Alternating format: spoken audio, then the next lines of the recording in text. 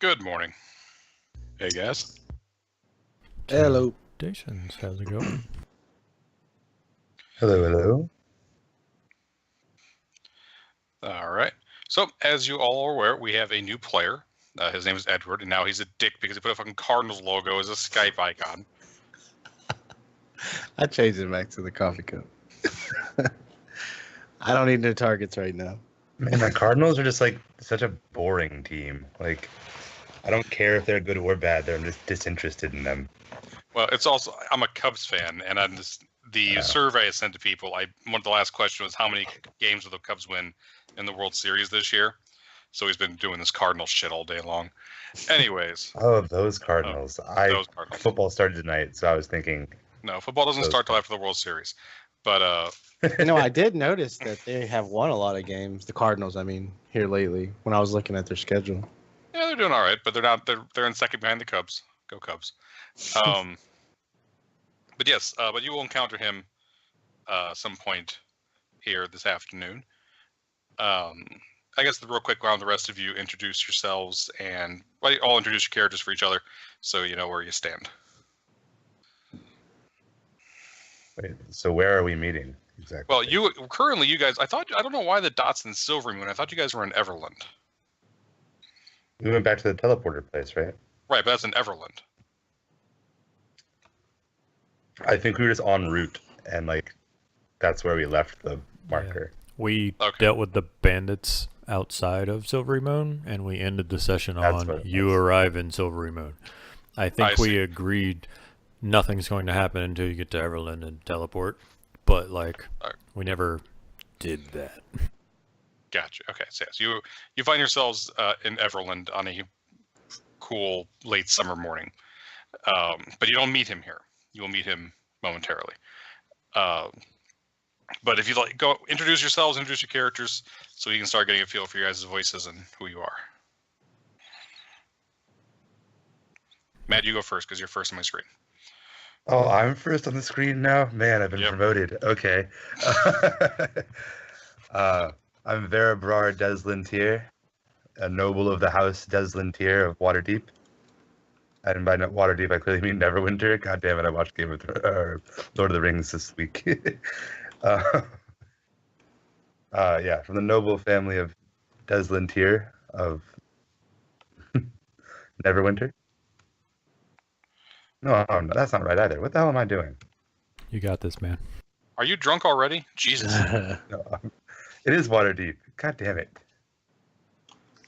I was right the first time. Yes, Did I just made myself think that I did? Never mind. Gonna keep going now. I'm not sure if I'm actually the only elf in the party anymore. I was the party's resident elf. Half elf. And I am a rogue / ranger / outdoorsy adventureman / whatever my uncle told me to be, because he's the head of the family.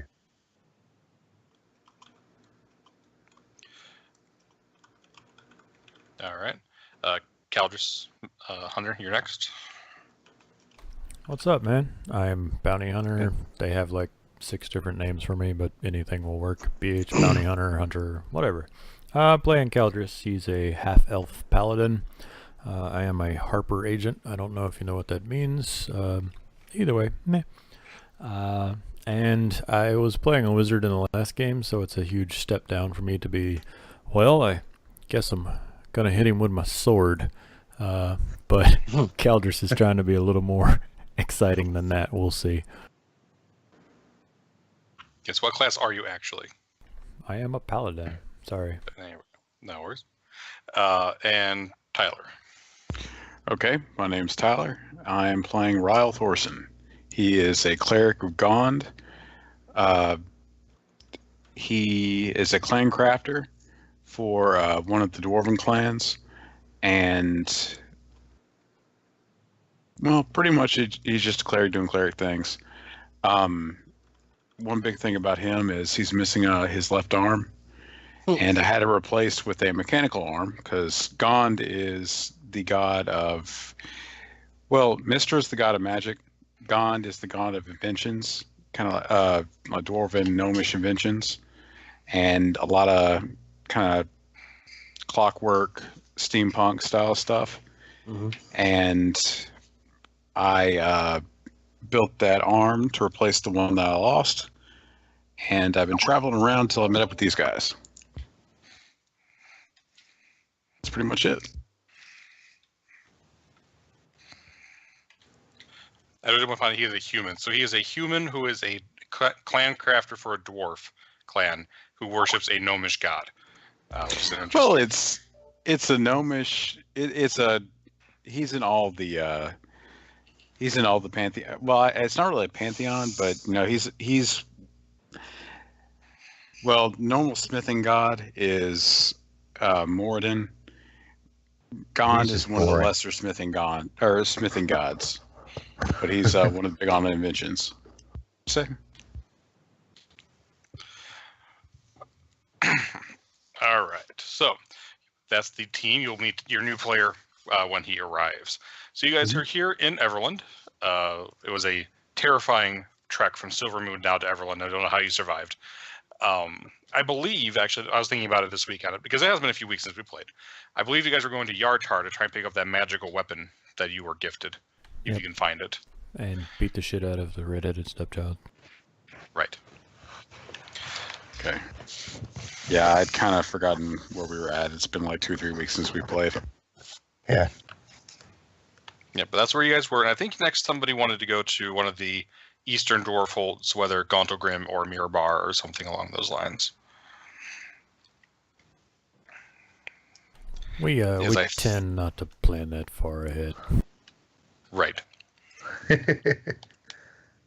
Accurate. All right. But you guys are here in Everland. You're happy to go. Welcome to go to your teleportation to the tower and teleport to wherever you wish to go. Well, we need to figure out what to do with the wagon, right? You would have to figure out what to do with the wagon. Remind me, last time I was here and we were talking to the Harpers, if we talked about being able to store the wagon whilst teleporting across the wide world. You did not talk about it. However, the person who introduced you to the Harpers does own an inn with a wagon parking garage, basically. Repository. Bar repository. All right, so back to the half-orc that loves playing tricks on people. Yep. All right. You head back over to the inn. Wait, before we do that, did we ever find another way into the Harper's Tower aside from talking to this guy? Yeah, there's we a door can walk you can go in in the and out front of. door. We just can't do that with a wagon, 4 horses, and 6 reanimated golems. Are you Yeah. sure? I mean, we could try. I'm not so sure.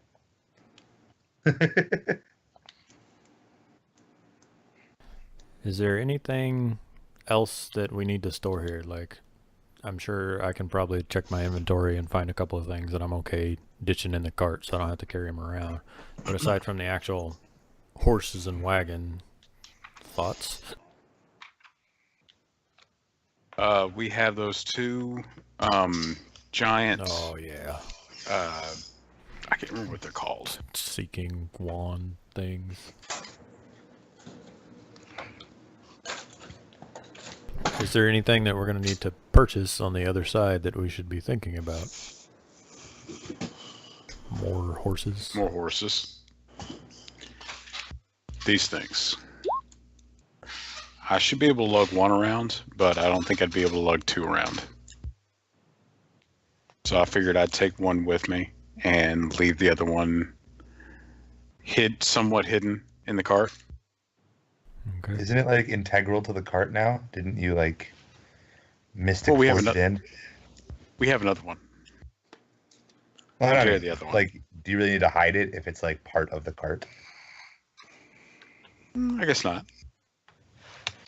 Oh, right. I used that to kind of hang a canopy over the cart. I remember now. Yeah.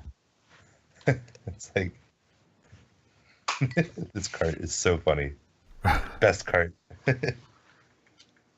All right, so we'll head back to the inn, which its name escapes me. All right. And meet with. Oh my god, I don't play for a couple of weeks. Dral Thelev or some shit. Yep. Very good. So yes, you are able to get into the inn. The half orc greets you warmly.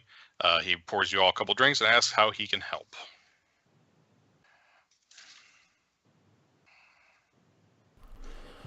Well, we're going to be taking a quick, and Calders will wink, a quick trip to Yartar, and we need a place to store our wagon, and we were wondering if we might make services, or make use of your services.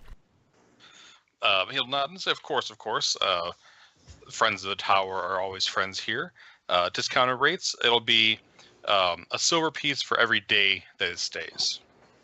Now, we do have a couple of horses as well. Is that factored in, or will that be extra?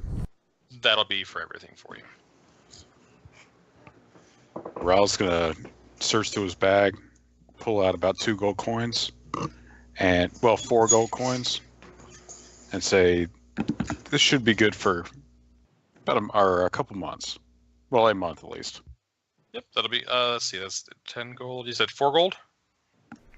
Yeah, so that's 4 10 days. So yeah, that's a month in Forgotten Realms time. So he'll be happy to take care of that. And he says, "I won't kick you out if you take longer. I'll just keep a tab for you." Well, we certainly appreciate it. Of course. And he'll send some halfling workers over to, take it to the back for you. He asks if you'd like any help getting to the tower, sneaky like, and he winks back at you. I think we'll use the door this time, but I'll keep it in mind next time once the excitement has had a chance to build back up. Okay.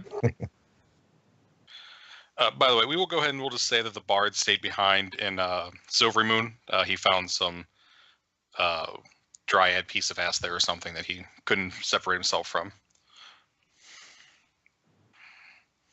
Fair enough. I was wondering about that, especially with Silvery Moon or with the teleportation, if he was just going to teleport to Waterdeep or something. Yeah, we'll say the Silvery Moon. So you guys are able to saunter over to the tower. The wizard will greet you again.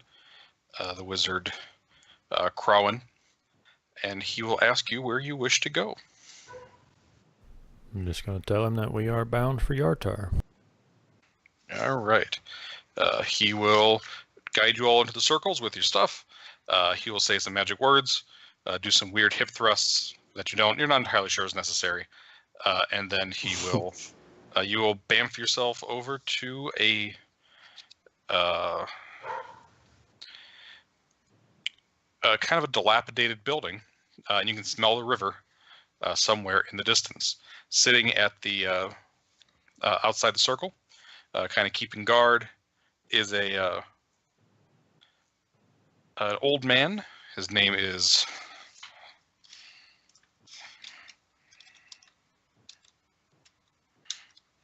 Kolbaz. Hold on. Okay, actually, you come out. You're at a stone patio, basically, with a kind of dilapidated house attached to it. And this old wizard comes out of the house and just kind of goes, "Oh, it's been so busy today. These many people never come around this often. Why is everyone bothering me today?" Because your dog's barking? Don't have any dogs. Background noise. Yeah, I know. that's mine. Um, Fox. Well, we didn't know about any previous traffic. We are just carrying out on our own business. How busy has it been today? It's like, just one other person, but usually there's 1 or 2 people a week, not 1 or 2 people a day. There's 4 of you. That's a lot of people I got to take care of now. It'll kind of shuffle you all into the house, The inside of the house actually looks quite nice. The outside appears to be run down for appearance's sake, perhaps. Oh, sorry, there's 3 of you now. Shut up. And when you enter, sitting around a table, drinking a warm drink of some sort, is a elf in a patched robe. And this is where Edward can introduce himself. All right. Hey guys, thanks for having me. I'll be playing Volk Ashara, and it's a half elf or high elf, sorry, wizard, draped in a very flamboyant patched robe. Sticks out, to say the least. And yeah, he's got white hair and very kind of a dry personality, well, dry face, no real expression. And that's, I guess, all you would see from his exterior. All right. And what the wizard who greeted you lets you know is that Volk has come up from the south. He was looking to get in contact with some Harpers, so he was getting ready to bamf out right as you bamfed in. He starts muttering that unscheduled bamfing can cause all sorts of magical mishaps. You should really schedule these things better. And he'll kind of putter. He'll pour you guys some tea and then go putter off to take care of something, bitching under his breath the whole time. I need to pay that guy better.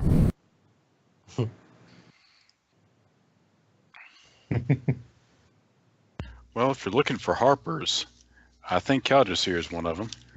Just gonna out me like that in front of the new guy? Yeah, man. Like, what do you... It's pretty rough. It's a secret organization, guy. You're using... He is kind of in your teleporter house. I know. Yes, he is in your secret teleporting house and knew where to find it. You can assume that this person is also a Harper agent. Yeah. And besides, how am I supposed to know that? You just told me straight up. You seemed cool. I thought you knew the handshake. Don't be telling him all I told you, man. And Volk will stand up and greet you, and he'll say, I'm under the branch of the Lord's Alliance. Come on behalf of the Harpers to aid in whatever missions we are undertaking. Right now, Lord's Alliance are kind of competitors to the Harpers, so you just be that's an alternate service that you can. Sorry, my bad. No worries. My confusion. I didn't explain properly. I apologize. Those 5 things are different factions that kind of work. Some work together, some work apart. So Harper, I retract everything I said. Yeah, Lord's Alliance are very much we're in power. Harpers are very much no one should have power. They're kind of like fantasy communists. But they don't hate each other as much as some of the other groups. Right. Yeah, they're both. They're both still forces for good. Lord's Alliance is by building up our strength and controlling things, we can make sure that good happens. Whereas Harpers are more like anyone that tries to get too strong should be kind of cut down and controlled, and we need to keep an eye on that sort of stuff. And gotcha. the Sorry. Zentaurans are just a bunch of dicks. Yep. And the Emerald Enclave are a bunch of hippies. But all about the trees. But yeah, Caldress will kind of step forward and shake Volk's hand and say, "Well, we're not here in Yartar for anything particularly amazing, but we do have a few errands to run in town, and then we've got some much more pressing matters that we're kind of scouring the countryside for. I'm sure we can bring you up to speed while we have a little bit of fun here in town." Have you been to Yartar before? No, I hail from Golden Fields. It's a beautiful land that I will describe to you through Ken's mouth. Golden Fields is actually pretty popular, pretty famous. It's actually a Emerald Enclave stronghold. It's very much all the Harpers are always welcome there. But it's kind of like the breadbasket of the region. They have orchards and they have fields of grain, and anybody who wants to come and kind of get away from the world and meditate a bit and work the land is welcome to come over and It's actually just south of. Yeah, you didn't go through there, but it was on the old map from the old campaign. It's down here. It was one of the areas you could have gone to with your crazy cloud giant friend. Oh yeah. So he basically just came right up the river to Yartar. Copy.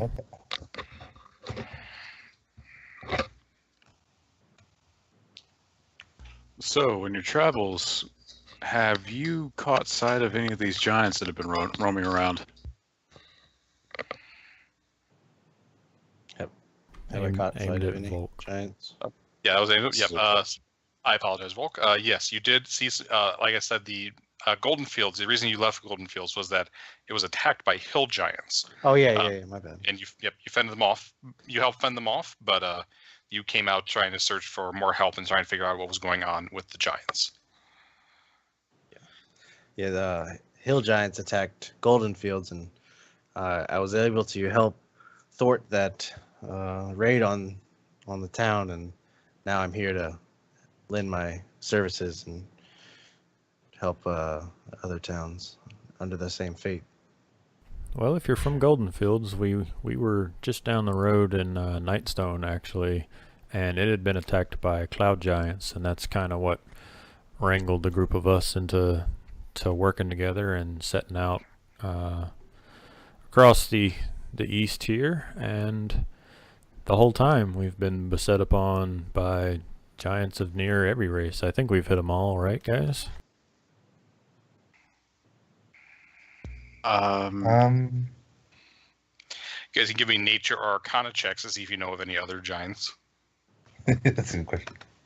I was trying to do it out of character and realized that I don't know. I was all the counting giant on my types. fingers, like That's what I was Yeah. doing. fire, Sarah, I was frost, like, cloud, hill, stone. All right.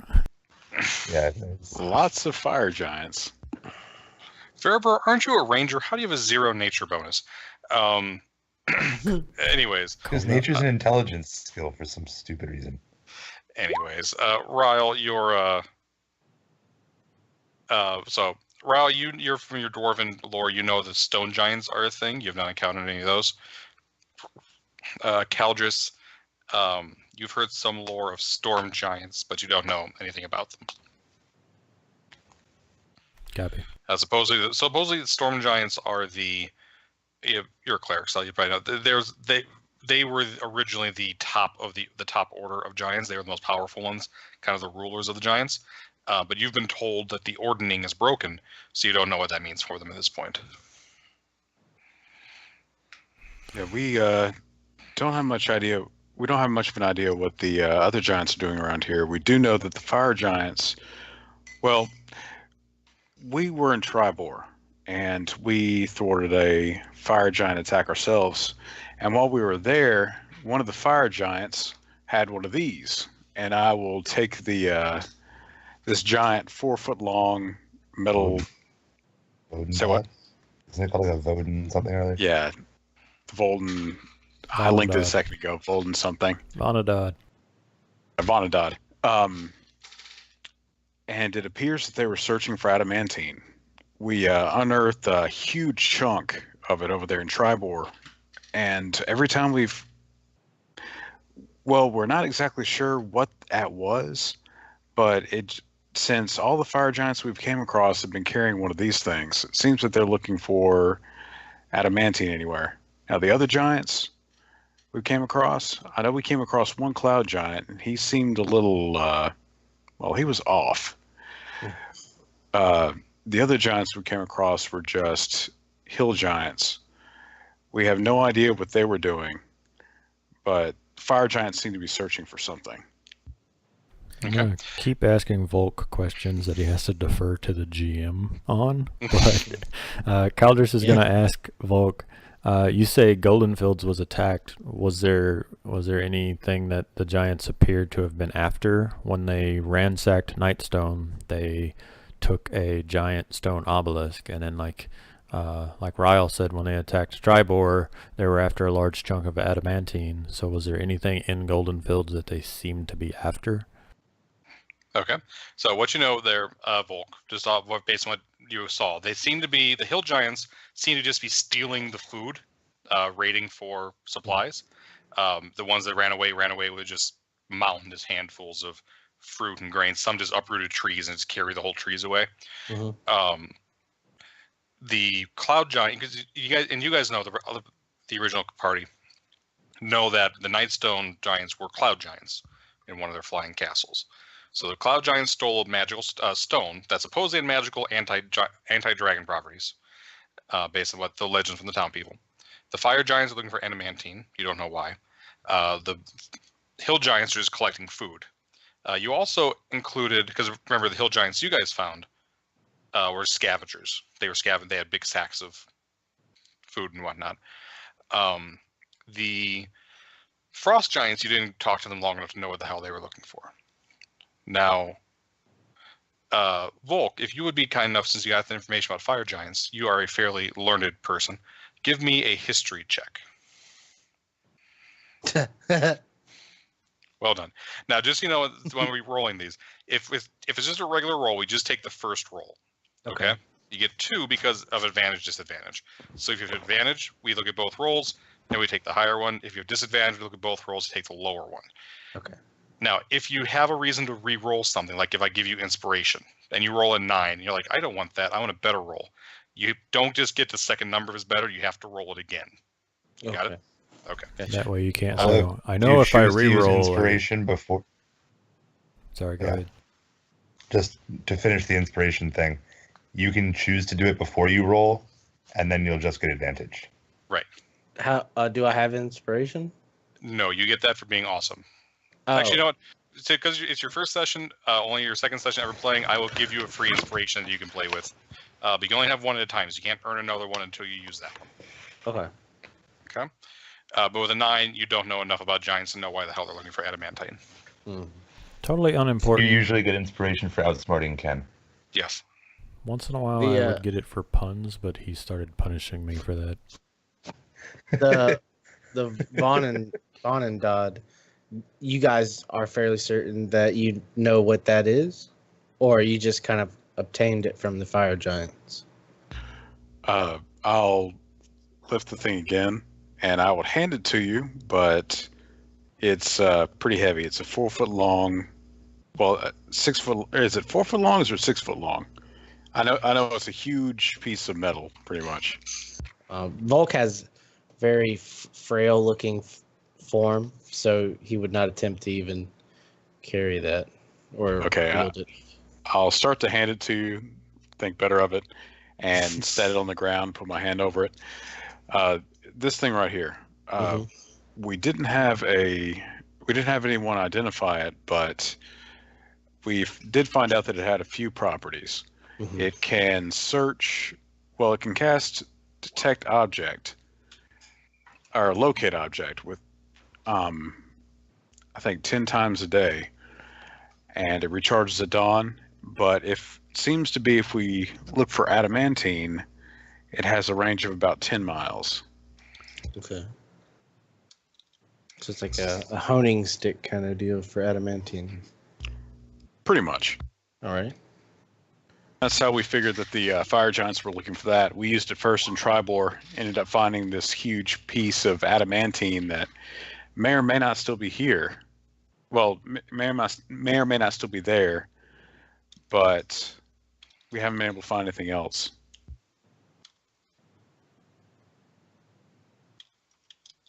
Although, to be fair, we haven't been looking super hard. We've kind of just been doing it randomly. Okay, I've been looking for it. I would hope you, as the smith, would take that on as responsibility. So you all reporting in, was there something I could accompany you all to do here in Yartar? In character, Verabrar is going to say that he is quite drunk and does not remember why we came here. It's Out 10 of character, I don't morning, remember why we came here. That's okay. That's perfectly fitting for my character. You guys came here because go ahead, Calders. I was going to explain in character, Crouch, to say we've got a couple of errands to run in town. A gentleman we met in Zymorvan Hall, his son seems to have misplaced a family heirloom and brought it down here to Yartar because he's fancying a certain lady. But we've also learned from other folks in our travels that there's a guild of an all-female thieves guild here in town, so we think that they might have just conned him into stealing something valuable from his father. And so we were going to do that. The last time we were here, we had quite a bit of fun on the riverboat, though, and I'm sure that Verabrar is looking to relive that particular adventure. Well, I'm also hoping I can help him get some more power so that he can help me with whatever I might need.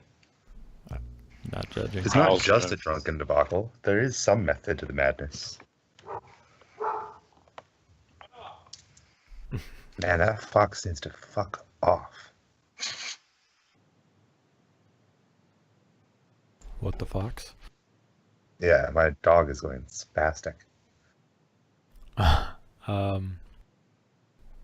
So I don't remember how much we learned from the lady in Calling Horns about where the Thieves Guild might operate, but that's going to be our first order of business, is trying to kind of find the Thieves Guild or find the guy's son, and I would have to do research on...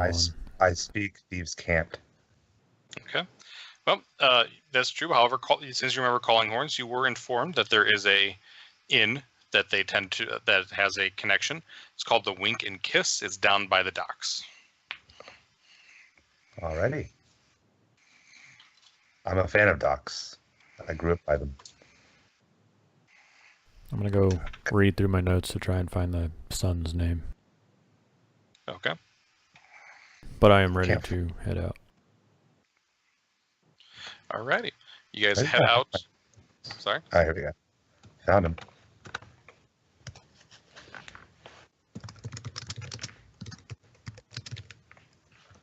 Alright. Yeah. So you guys...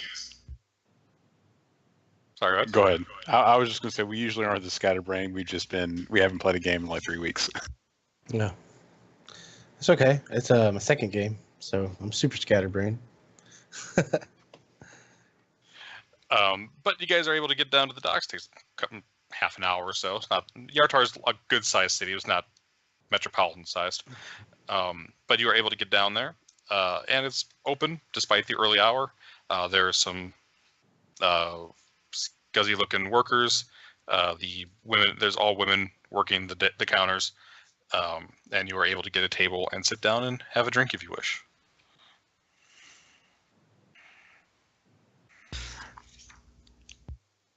Okay, I'm going to call one of the serving maids over and order a drink. Okay. She will gladly take it. She will introduce herself as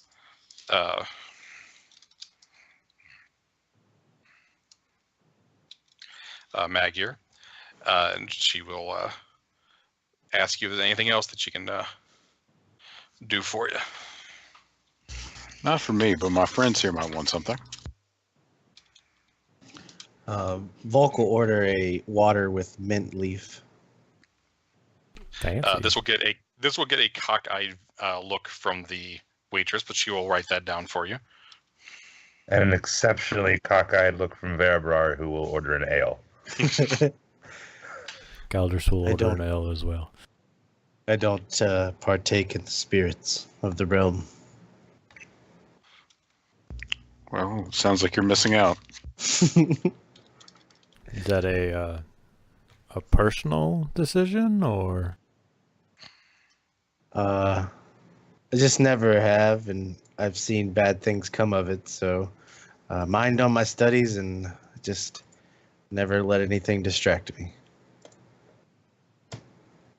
Verabrar will mutter something under his breath about sometimes you need some good distractions. Hey, if it keeps you focused, and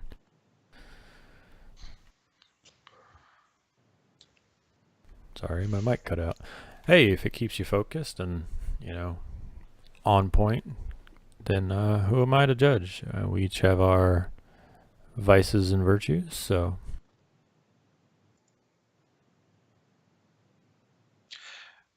All right. Oh. So she. Yep. So she will take all that. And she's looking. Sorry. Go ahead. Volk, you are a full elf? Question mark. Yes. Yes, high elf. Copy. Thank you. As the waitress walks away, he's asked if it's okay if he could precisely have 2.5 cubes of ice as well. Just a thing.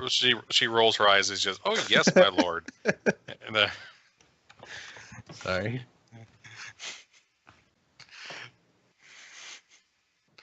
yeah, this is not a classy establishment. Yeah, I got you. I understand where I'm at, but I just have to do it. No worries. You couldn't use a bit of magic to just chill the cup? Caldress is teasing you in character. Sorry, I don't have a Caldress voice. Yeah. I guess I could have, but I don't know. Just noting that 2.5 seems awfully precise is quite curious. Quite an annoyance I have about me. I imagine. I'll try not to let that get in the way of things. I don't know if the number of ice cubes in your drink will get in the way of anything, but it gets worse. It gets worse. Not as much as the choice of your drink. Mint is lovely. You should try some in your ale.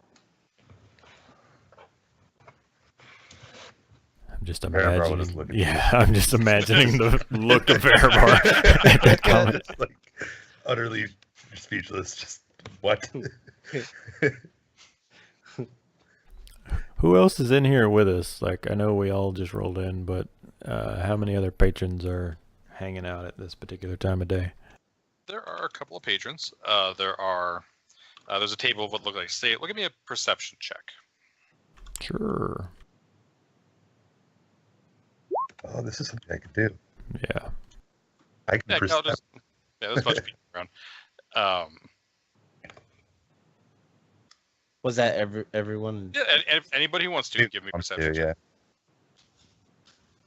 I'm distracted by this conversation. I'm not perceiving shit.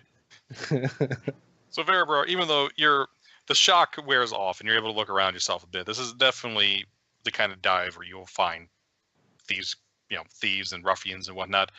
There's a table full of dock workers.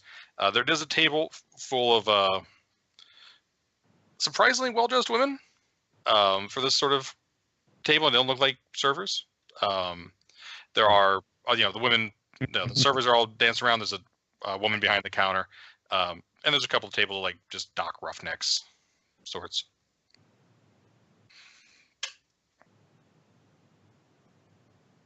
Okay. I'm gonna take out do I have writing implements of any sort, or do one of the wizards that I can borrow? Yeah, I have I have an in ink with and him. quill Excellent. and some parchment. Fantastic. I'm gonna take a small bit of parchment and write the thieves' cant symbol for thief, and then also and guild, I guess, on a piece of paper, and take it to the bartender and slip it to her with a couple of gold coins. Okay. When you pass it to her with a couple of gold coins, she'll look up at you and say, "And who might you be?" It's just a passerby who might be looking for some work.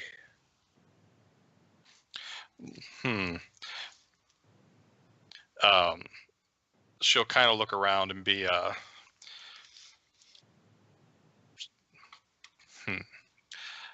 She will ask if you have any. First of all, she'll ask if you're a cop. You have to tell her she's a cop. That's the rules. After what? If you're a cop. You have Not to. a cop. It's the rules. Yeah. If she asks, You have can't to lie tell her. either. Yeah, Can't you lie. can't lie. Cops can't lie about those things. But she will. Okay, and then she'll say, "Do you? Not anyone can get in touch with the."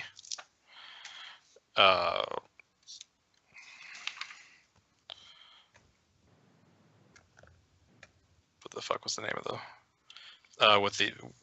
With the hand of Yartar, particularly one of. She looks you up and down disdainfully. Your sort. Do you have any contacts that you're looking for? Oh, I totally used to know this one. Yeah, I did as well, like 2 weeks ago. Oh shit! You guys remember? It's been a Her while. name was Tamalin, but I don't remember the contact she told us. Well, Yeah. more importantly, she gave you a letter of recommendation. Oh yeah. I will produce the letter. Okay. When she takes that, her eyes will kind of widen for a moment, and she'll say, and she'll take the gold coins, and she'll say, "I'm sorry, sir. I did not mean to be rude. Please take a seat. It will be a little while, but I will have someone come and fetch you." Thank you. And she will sit and take a drink. She'll kind of disappear into the back for a moment, and then she'll come back out and continue, but she'll give you a little wink on the sly. Give me a D6 there, Verabrar.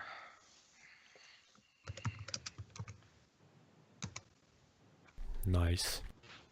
All right. Killing it. It only takes 1 hour for someone to come and take you away. And she'll kind of give you a slight bow, and she'll say, any friend of the ladies, a friend of ours, please come with us. We will, I can take you to a safe place where we can talk. Does she Alright. grab just him or like the whole gang? She's talking. When she approaches you, she's not being. If he's sitting with you, she's been told that there's a group of people looking, so she'll be talking to all of you. All right, I will go with them, and I'm going to leave Socrates out there outside the inn with the golems. Okay. Very good. So this is just for people. Everybody looking. Anytime you walk by the golems, people looking at like, are they goblins? What are these things? I imagine there's like the terrible helmets on. You can't really see their non-faces. But people are very confused by them. But yeah, she'll take you just up the stairs. Actually, there's a well-apportioned kind of sitting room, and she will sit you down and she will ask you how she can help.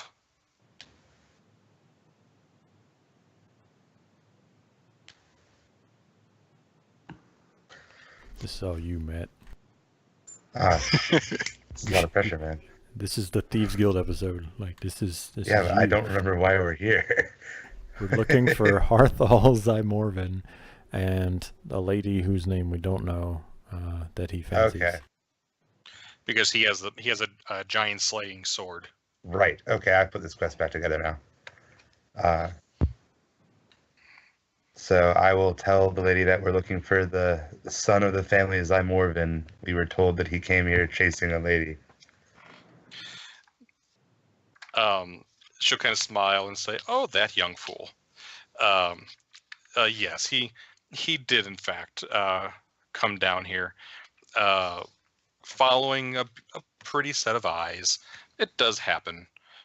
Young nobles are often so gullible. He met with a bit of a rough going. Nothing too concerning, of course. We're not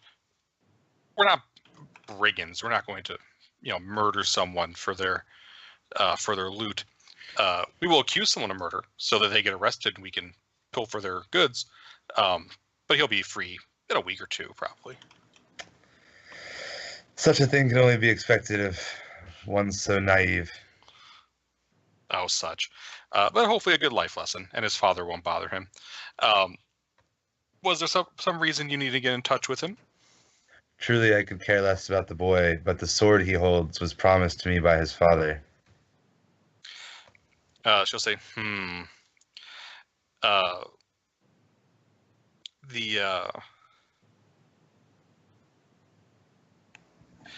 sword is a problem. We didn't realize a sword was all that valuable. It's very pretty, but it just looked like a sword, and we don't really use the big manly swords. And she kind of smiles. But she says the sword, I believe, was taken by the guard captain. He's a pretty rotten scoundrel. His name is Tholzar.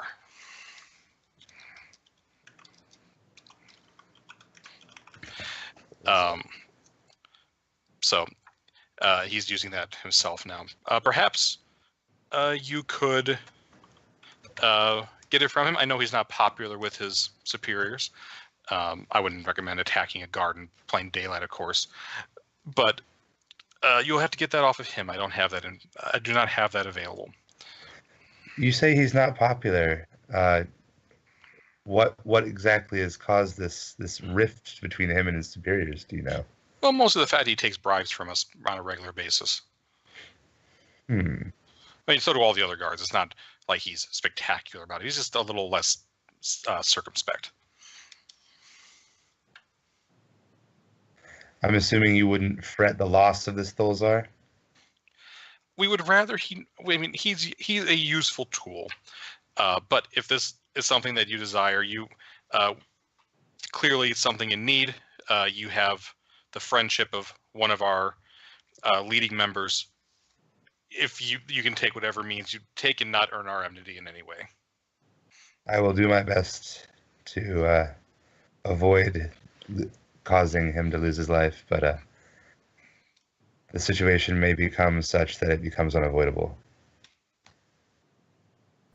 Well, I mean, I think everyone here is blessed with a certain knack for subtlety, so if we can arrange something, I'm sure that the hand of Yartar can figure something out.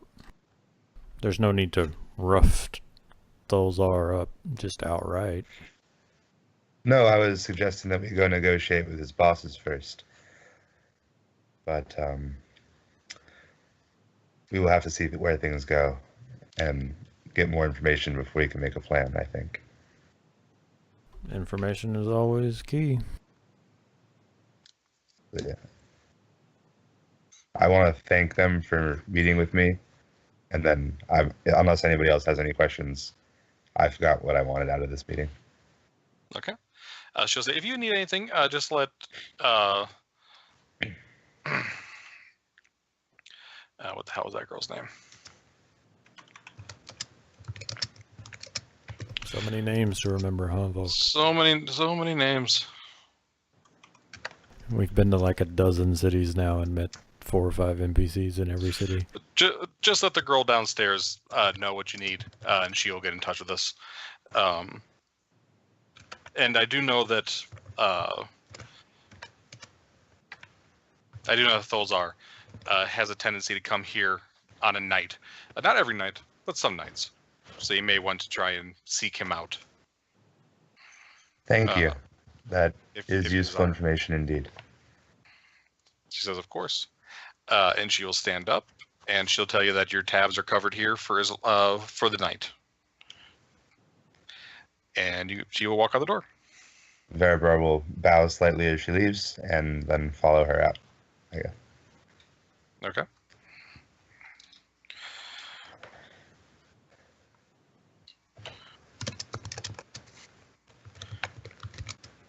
All right. And how do you wish to do? I would like to go see if I could speak to the captain of the guard. All right. You can absolutely go and speak to the try and go to speak to the captains of the guards.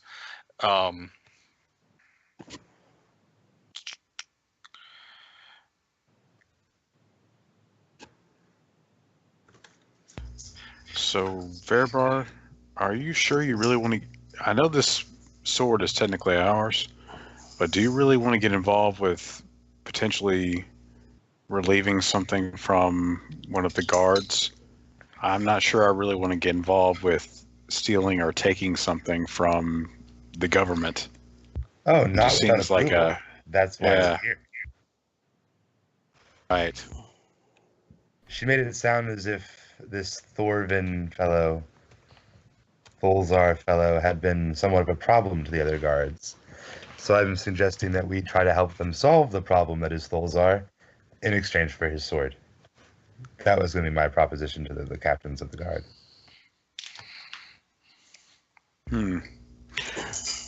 Okay. Well, I'll see how this goes. I'm curious how you have all this planned out. Honestly, I'm kind of curious too. So yes, it's very easy to go to a guard station. You are a noble, so they will be happy to put you in touch with a guard captain. It only takes an hour or two to get over there. So it's early afternoon when you get sat down with a guard captain, who is looks like a halfling, sitting on like 3 phone books on it behind a desk to look more intimidating. Okay. I'll come and I'll sit so like I kind of get down to his eye level, but like not like stoop, but like, you know. Well, as I was saying, he's on a chair, but he's got like yeah. boxes on the chair, so he's sitting up in like a average person's eye level. But it's very obvious he's a halfling sitting on something to make himself taller. Yeah, that is awesome. That's pretty freaking hilarious, actually. So I'm just gonna open right up with, I'd like to discuss a member of your guard named Tholzar. He just kind of rolls his eyes and he pulls out a cigarette and says, what's he done now? Well, it's partially what he's done and hopefully something that I can do. He has claimed something off of a naive young boy of the family Zymorvin that has been promised me. It's an ancestral sword that belonged to the family. He says, Zymorvin. Oh, I know that boy. Yes, he got tied up in some Thieves Guild business. He's being investigated now for a murder down in the docks. I'm not sure what the state of that investigation is. He's quite depressed down in the cells. Well, having come from his father, he doesn't seem to be the type to commit a murder, but young and foolish he most certainly is. But unfortunately, the sword has now been taken by Tholzar, who seems to be something of a problem to you, given your response when I brought his name up. Yeah, he nods and says, "Yeah, Tholzar causes a lot of problems. His mother is the cousin to the Water Baron, so I can't really get rid of him. I know the Water Baron doesn't particularly like him either, but she's kind of got family obligations." Speaking of that, is it normal for your guard captains to take evidence and claim it for themselves? Normal? Not particularly normal. But again, I don't have much. Nobody has much control over Thorvin. He kind of gets to do whatever he wants. He gets a slap on the wrist every time.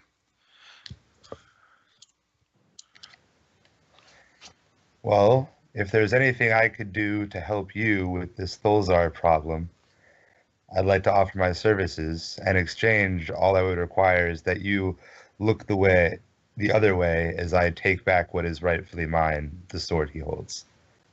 And what are you doing to persuade him to listen to you as you offer to off his? I'm not necessarily offering to off him. Okay. I could just rough him up or something. That's totally a viable option. Okay. Give me a persuasion check. You did not, Ryle, which is an excellent question, which is why you don't have advantage on this check. Would not have helped anyway. He's going to look at you and say, "I really don't." He's still a member of the Watch, son, even if he's not my kind of watchman. I do believe you should find your way out of here before I have you arrested for threatening a guard member.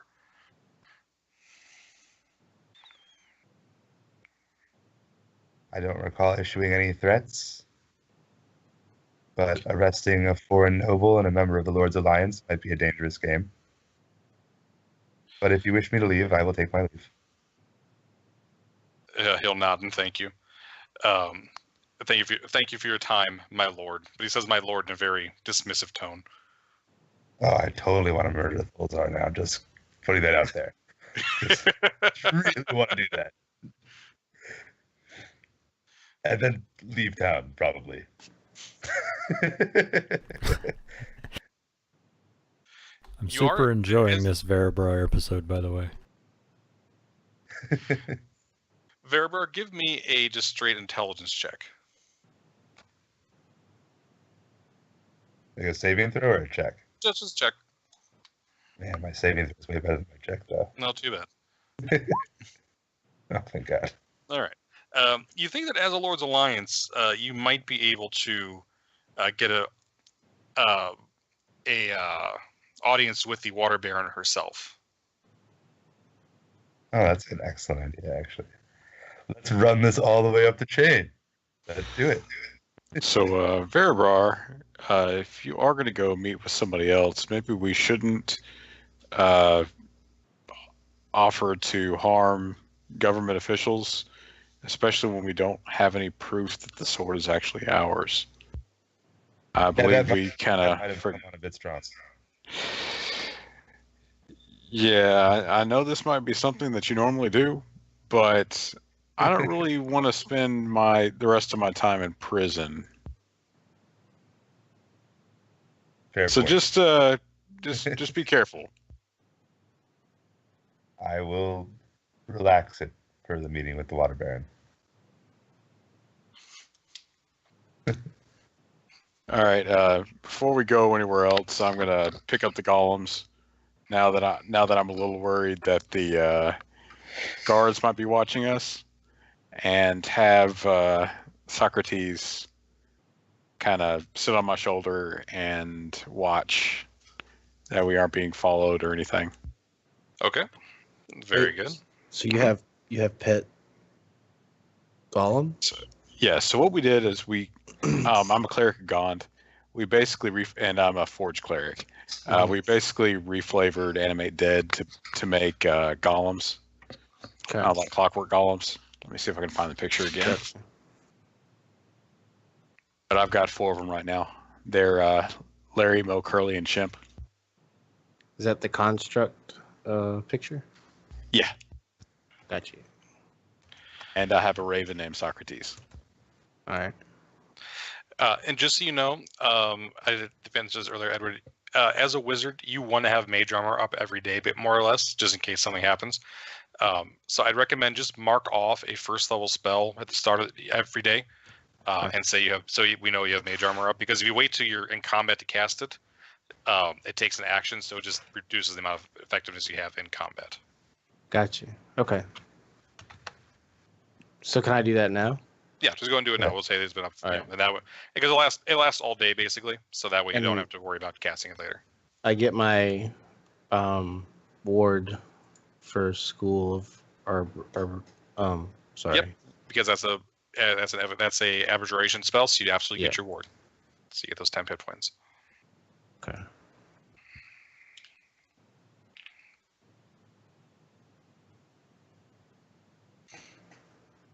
Super excited to have a wizard in the party again. Yep. We've been lacking one. What you guys been lacking as a character with anything more than a 1 point in intelligence? This is also true. We have been Yeah. kind of a dumber group this time. Hey, man, I was gonna say, speak I for don't yourself. I was gonna say I don't have a 0, but I've only got a 1. So, and the temporary hit points, do I put the max or what I am adding? No, with temporary hit points, how you want to do that? That's a separate thing. I think that's actually a temporary hit point. Yeah, the temporary hit points right below where it says current hit points. There's a box for temporary hit points, Mm-hmm. and just put them in there, because temporary hit points are on top of your regular hit points. So those will come off before your regular hit points do. So you have 16 there. Now, when you cast another abjuration spell, you can get more temp hit points back if you lose some of those 16, right? Okay. So let's say you get hit for 20 points of damage, for example. You would lose the 16, and you'd also lose 4 regular hit points, okay? Mhm. You then cast another abjuration spell, and you get 3 temporary hit points back. Those temporary you'll still have 34 regular hit points, but you'll also then have 4 temporary hit points that'll come off before your regular hit points do again. Gotcha. It's kind of like a shield on top of your regular hit points. Okay. How's the wizard less squishy than I am? The fuck? The wizard has 38 regular hit points, and now he has 16 temporary hit points. And he You gets have more HP than I do. It's okay. I like the level 6 thing that it does. Yeah, I remember reading that. It was pretty sweet. But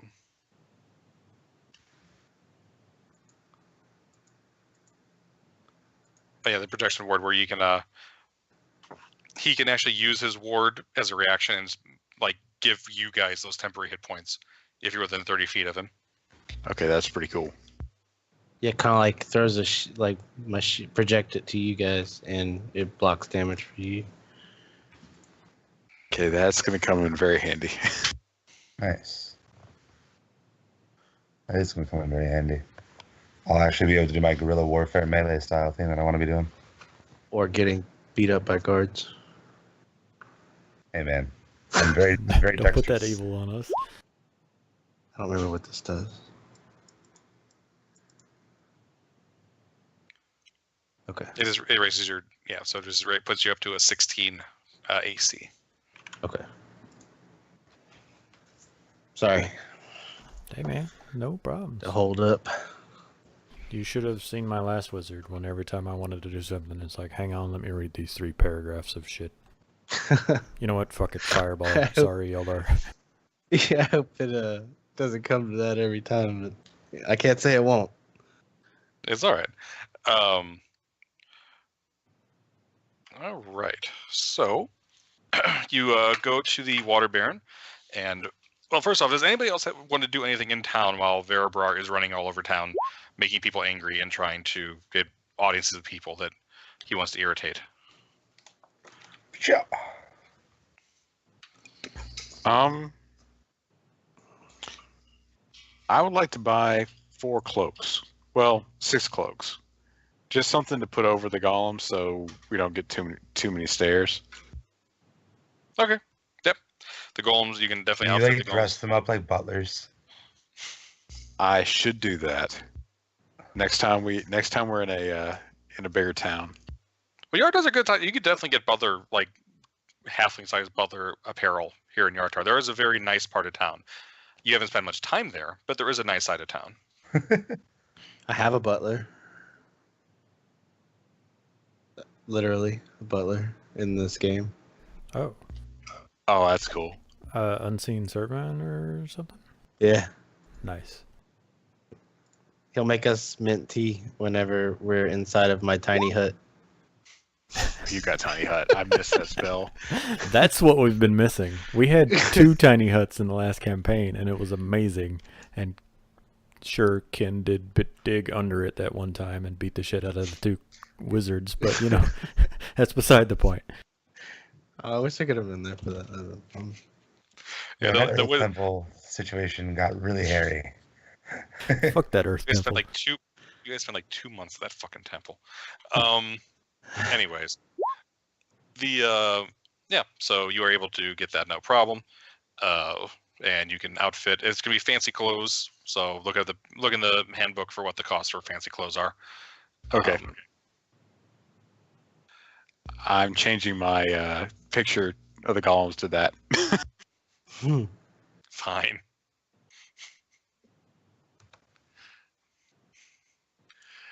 So yeah. Anybody else have anything we should do before I go on and let Matt continue irritating people? I'm gonna just follow Verabrar around and wait for the inevitable shitstorm and try and talk my way out of it. Okay. Very good. So yeah, you guys head over to the Water Baron's home. It is a well-apportioned kind of not really a mansion, but a home, multi-layered. Not quite a mansion, but it's close to a mansion. In a nice part of town up in the hill. And a butler figure will come out and ask you how he can help you. Kind of looking down his nose at you in your leathers. Hi, yes, my name is Verabrar Deslantier of the House Deslantier of Waterdeep. I'm a member of the Lord's Alliance, and I would seek an audience with the Water Baron. All right.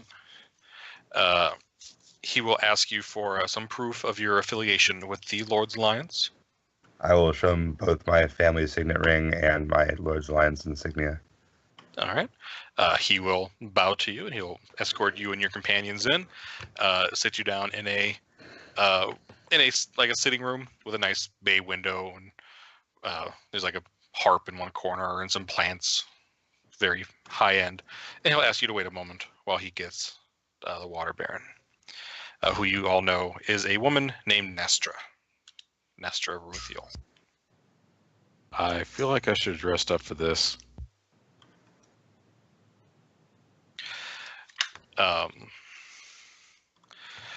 And after about 20 minutes or so, she will kind of come down. She's dressed well, but not fancily. And she's got a big gray bun on her head. And she'll just kind of ask you, okay, I'm very busy, my friends, and I greet you in the city. How can I help you? I understand that you're busy, and in that case, please, I hope not to take up too much of your time. I have just been sent by the master of Zymorvan Hall to retrieve both his son and the ancestral sword that his son carries with him. She says, Zymorvan. I'm not familiar with the Lords of Zymorvan Hall. Where is it located? North of the In moors. Yes. All right. She'll say, well, those don't have much to do with us. I'm sure there's some reason, my lord, that you'd be helping these folks out. Is there any particular reason that I should be helping you?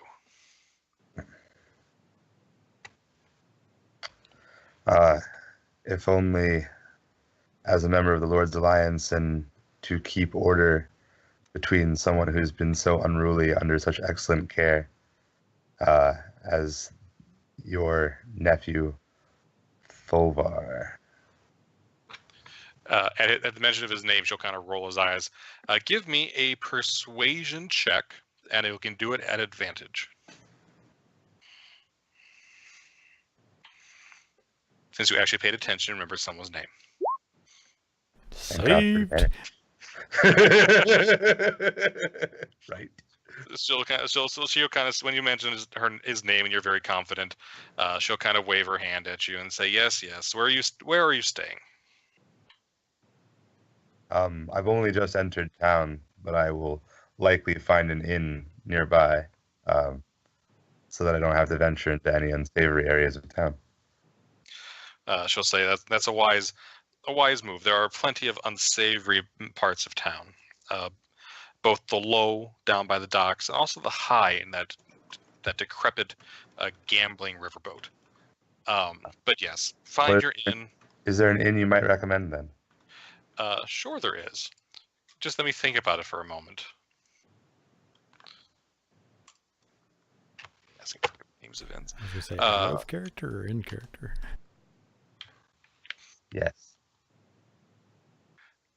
She tells you there is no, I don't want the crossed axes. There we go. There's an inn around about a quarter mile from here on the main street. It's called the Hare and Unicorn. That's quite nice. Thank you so much for your recommendation. If you come looking, you will find me there. She says, wonderful. I will arrange for the boy to be released and for the sword to be delivered unto you. It'll be there. They'll both be there this evening. Thank you so much, and I will bow and take my leave. All right. And you go to the inn. The innkeeper is a elf named Sorelli. I'm just gonna kindly ask for a room, and say that this must be quite a fine inn to receive the recommendation of the Water Baron. She says, "Oh yeah, she owns it." But it is in fact very fancy. I will smile at the innkeeper and thank them. All right. Yeah, rooms here are quite pricey. This is only rooms available here are the high-end rooms. I'm not sure where those. That's fine. I need to put on a show for the Water Baron anyways, so Yep. I'll pay for it. All right. So yeah, you guys are able to get rooms. Later this evening, some dirty guards roll in.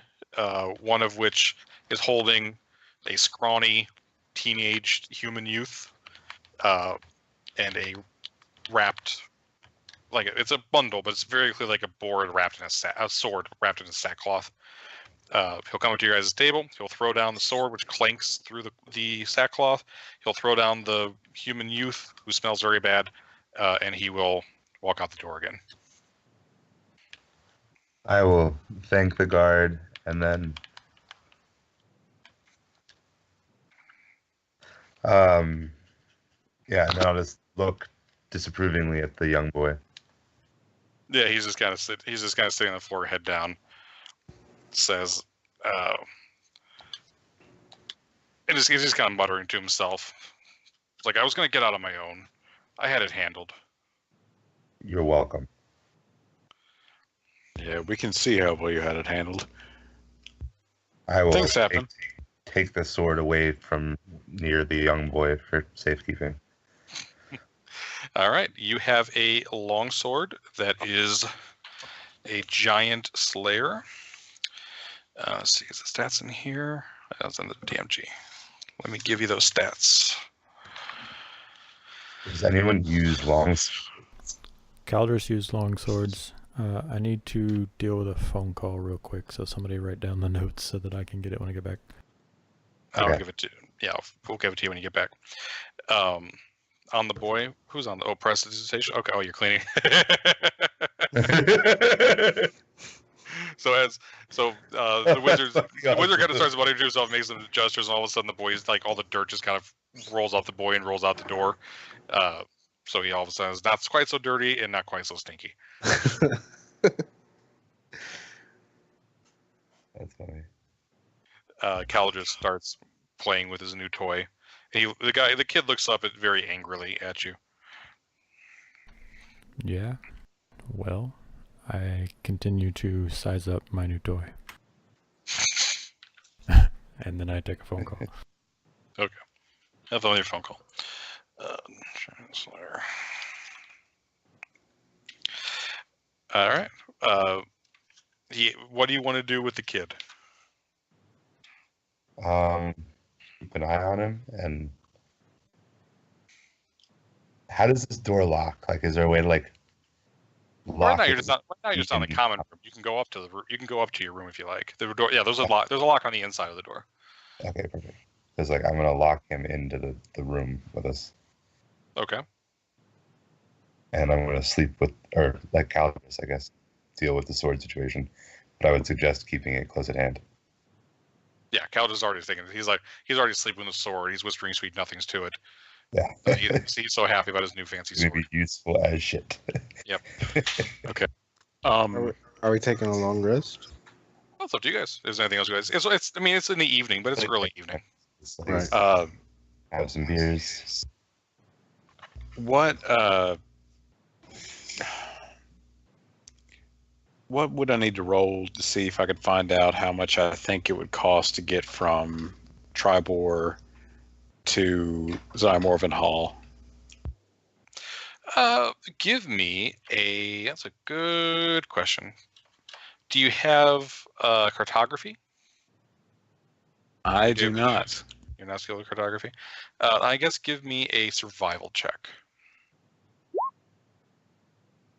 That is not what I meant to roll. But you can use. Okay. Well. Okay. All right. So yeah, either one's fine. You think you could probably attach him to a caravan for about probably 5 or 10 gold as a passenger to a well-portioned, well-guarded caravan. All right, Thovar. We understand how you got it handled, but you know what? Just in case, why don't you take this little bit of gold, stay with us for the night. We'll make sure you get everything washed up, or we'll make sure you have a nice long rest and get everything washed up. Here, take this 10, 15 gold.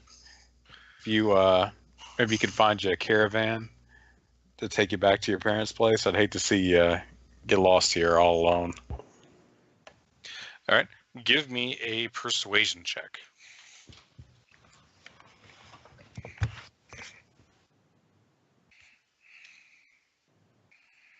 If I can find it. Oh. Oh man, we are missing the bard already. Mm. I was AFK. I don't know why we're persuading. He's trying to persuade the kid to take some money and go back home. Can I assist in that in any way? You can make your own roll if you like, yes. If you guys are both berating him to try and convince me he's stupid. Okay. Yes, he will take the 15 gold and he'll agree to book a caravan back to Zymorgan Hall. He very much understands he's not getting the sword back, and he's not happy about it, but he'll let his father handle that. Well, it's not so much the sword. We just want to make sure that you get back home. And it's the sword. Yeah, and the swords. Volk gets it. See, I'm over here being the good guy, and Hey man, sending him with some money in a caravan is nicer than option B. Option B was tying him to the back of a horse and just hoping it gets to Zymorgan Hall. And that's why am I running with y'all? I was gonna say, Caldris is going to point out that not only were we promised the sword ahead of time, but when we talked to your father, there was a myriad of possibilities he was okay with, up to and including now that we found out that you were rotting in jail. He would have been perfectly fine letting you sit that out and learn your lesson, but we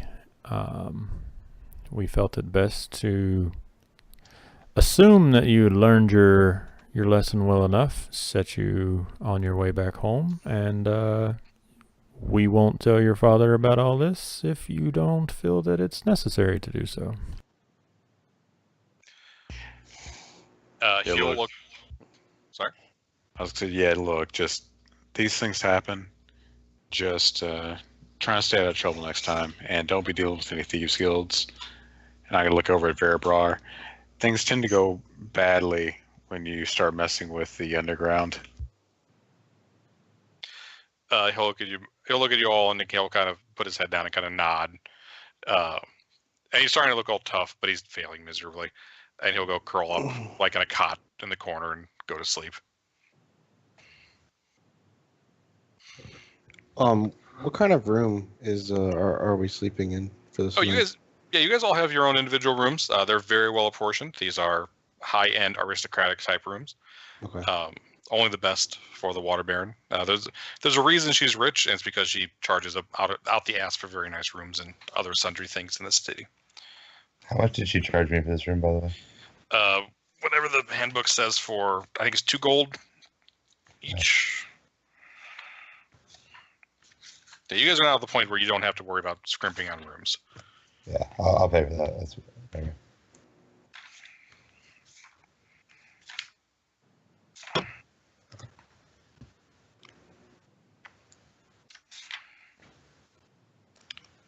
Sorry, 4 gold apiece.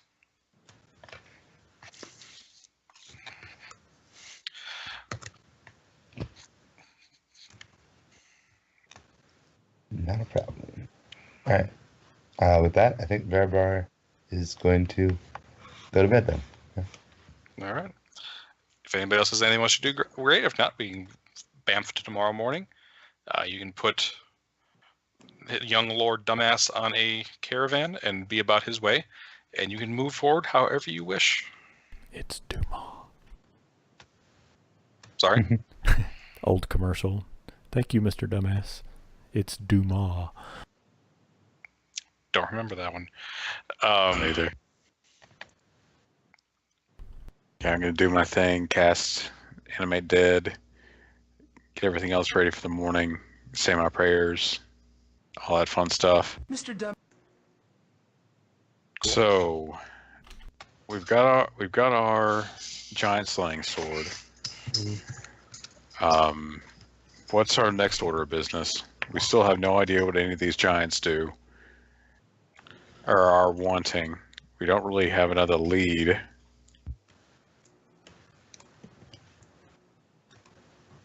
Well, I'm looking through my notes out of character to see what we got going. I know we have the Dwarven Thief guy that we're still tracking down, and we have the Storm Giant whose name escapes me that we're supposed to be finding. That's a Frost Giant. That's Oh, Harshnag. Frost Giant Harshnag. Right. I think that we should go after Harshnag.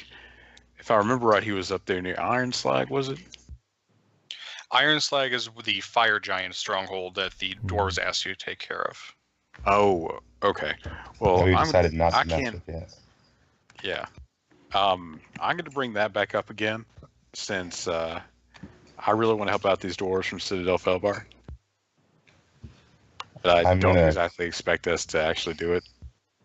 Yeah, I'm going to point out some things. Namely, we're traveling with a new member and walking into a Giant's fortress without ever having been in combat together might as well be suicide.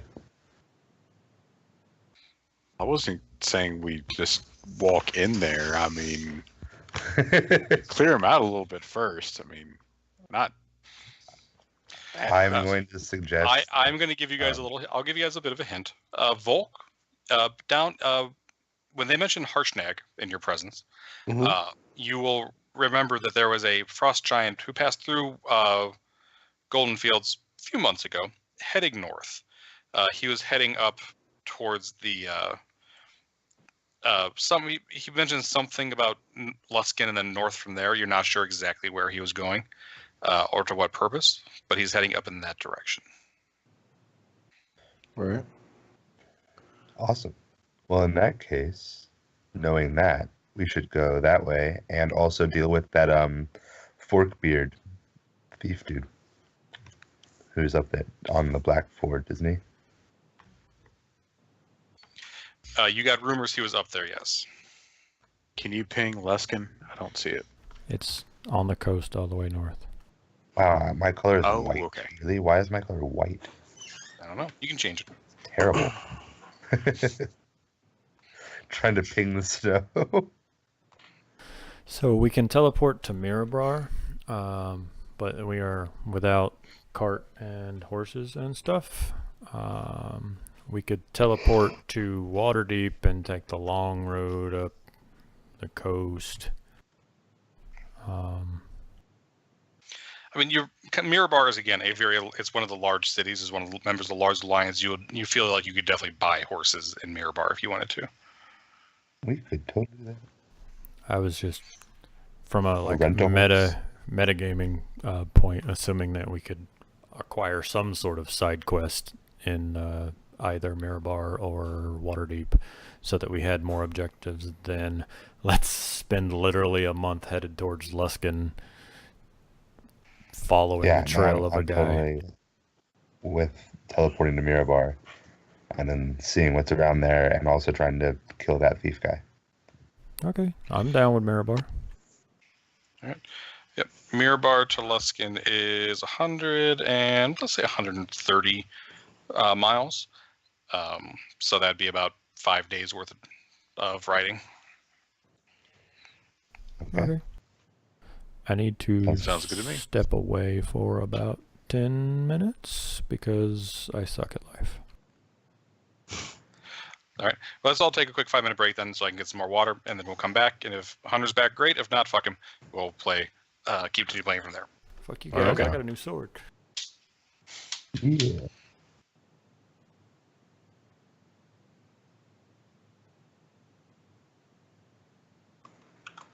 All right, so Ken, so I can update my notes here. The leads that we have left are we need to go find this Forkbeard guy, and what was the other thing? Oh, he's gone. Yeah, it's currently down there. Man, I got Destiny 2 and I really kind of want to play. I'm waiting for it to come out on PC. Zero things. Yeah, I'm waiting for the PC release myself. I have it on PlayStation. The 30 FPS, man. I can't do it.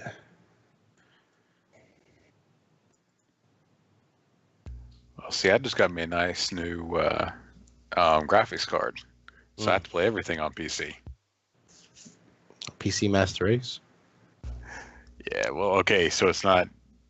It's an outdated card, but still, it's new for me. I have Rainbow Six Siege on PS4 that I play. But that's it. I have that game. I haven't played it in like a long ass time, but I have it. Got that new operators. And then on Yeah, PC, I stopped playing like when the Canadian ones came out. Oh yeah, that's been a while. On PC, I play like every MOBA. Not really every, but mostly Heroes of the Storm. Mostly everything Blizzard, I have Overwatch. except World of Warcraft. I don't play World of Warcraft. I used to be into MOBAs, but man, I can't. The community kills me. I know, Yeah. man. It's so bad. I mute everybody when I join a game. I used to play a lot of League. I haven't played in a while though. Yeah. Although I came on a League like really early. Like I came on a League like before there was a pro scene at all. Like What was the last? I started playing when Champion Vladimir Leagues. got released. Yeah. Yeah. That was a while ago. Yeah, it was like when I was in high school. Yeah, I started playing when Wukong came out. Okay. So I played for a while. I haven't played since 2 seasons ago, just because I kind of got tired of it. I Yeah. play Heroes of the Storm now, just for lulz. It's just I don't have to farm. I don't have to think. I just go in there and just, like fight people. Pretty funny. I'll be right back. All right. And we get so is there 2 people missing? Yes, 2 people missing now. So whenever one of them gets back, we will continue on. Okay.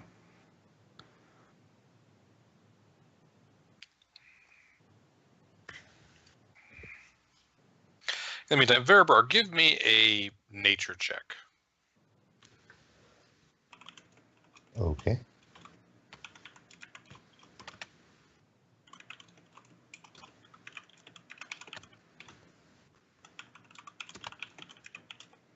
All right. You know, up around Mirabar, that's once you get up that far north, that's right under the mountains.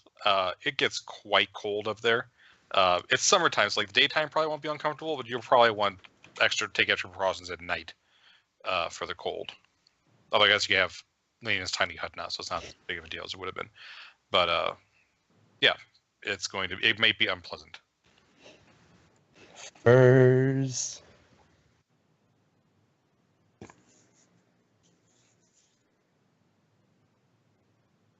Well, magical climate control is going to make you warmer, not colder, because it's going to be cold because you know on the other side of the mountains from a glacier. We'll be okay. Magical central heating.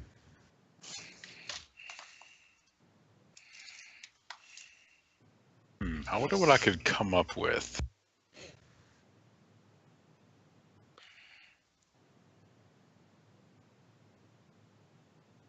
Let's see, if we're going to be traveling around, I'm going to have to make a new cart.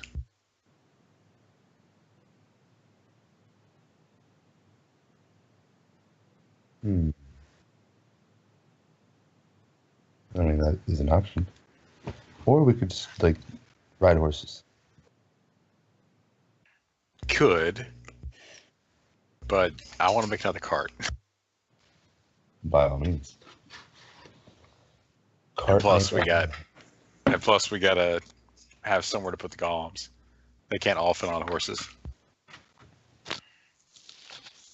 Oh, that reminds me. Okay, with the frost giants, you guys found a stone with a sigil on it that you guys couldn't figure out what it was for. Okay, yeah, I remember that. What was the description of that item again? That's a good question. We didn't update our team treasure, apparently.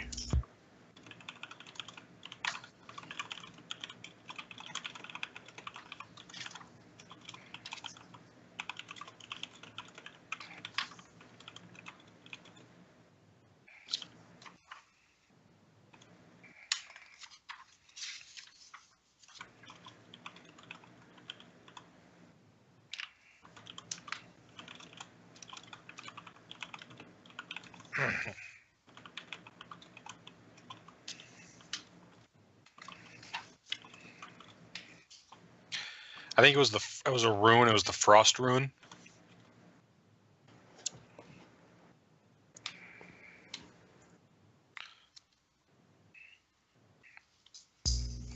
Okay. Take a look at it. Now that I remember that we had this. Hey Volk, do you want to happen to know the identify spell? Would you? Well, I can change my stuff for 3 weeks, so yes. No, this session I do not have it. No, I don't. I didn't take it because it looked like it cost a lot to cast.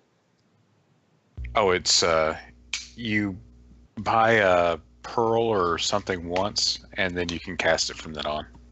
Oh, I thought it consumed it. Things only consume items if it says it consumes it, I believe. That's correct. Well, I'll be looking for Scroll of Identify.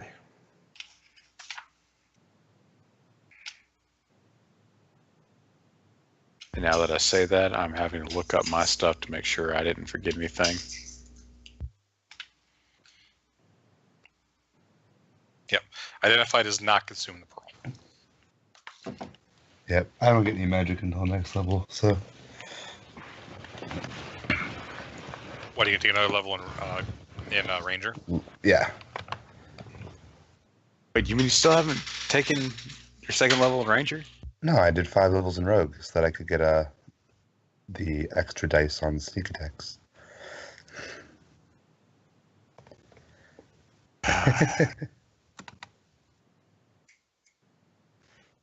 What And level of one of- Ranger? What? I said, what level of Ranger are you going to go to? At least 5. And Okay. there's a couple of different build options I've been playing with total levels of Rogue versus Ranger. But I want the multi-attack, so definitely 5. My cat's going nuts. Maybe there's a fox. No, cats are just insane.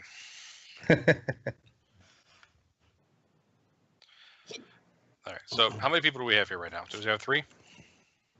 1. 2.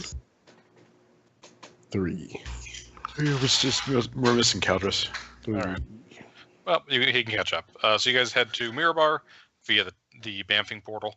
The wizard who's manning the portal is still kind of a dick. And you are able to get over to Mirabar. Circle in Mirabar is in a stable loft. It's actually covered in hay. So when you appear, you're kind of like waist deep in a pile of hay. A stable hand rushes up to you. It's a dwarf. He's got a straw hat on. He's got straw in his beard. And he just comes over and he's like, "What are you doing? You got to be very careful when porting in here. Mirabarians do not play around when it comes to security of their city. Come on. He'll hurry you like out of the hay bale and kind of bale it back up again. And will quickly give you guys a bunch of hats to put on, like straw hats, and kind of rub hay all over you. And they like looks at you and nods, like happily. None of you look anything like a stable hand, but he seems satisfied. Okay. Erebor is confused as shit, but will decide to not be seen as he sneaks out of this place we're in. He tells you, "Yeah, my name is Zaspar. I'm the mage that runs this teleportation circle. I'll get you in and out, but you gotta be careful. You gotta be sneaky." And he looks around, and is like, "Hey, where'd the other guy go?" What other guy? He's being sneaky. Oh yeah, Erebor is long gone. He's like, "Oh, okay, good. Yeah, you guys are good now. You look like a stable hand. You'll be able to get out just fine. he clearly has no idea what like an actual stable hand looks like. Mm-hmm. But you were able to. My robe and patches. I put the straw hat on. Yep. You put the straw hat on. You're wearing your robes, and a straw hat. Literally the least sneaky person in the world.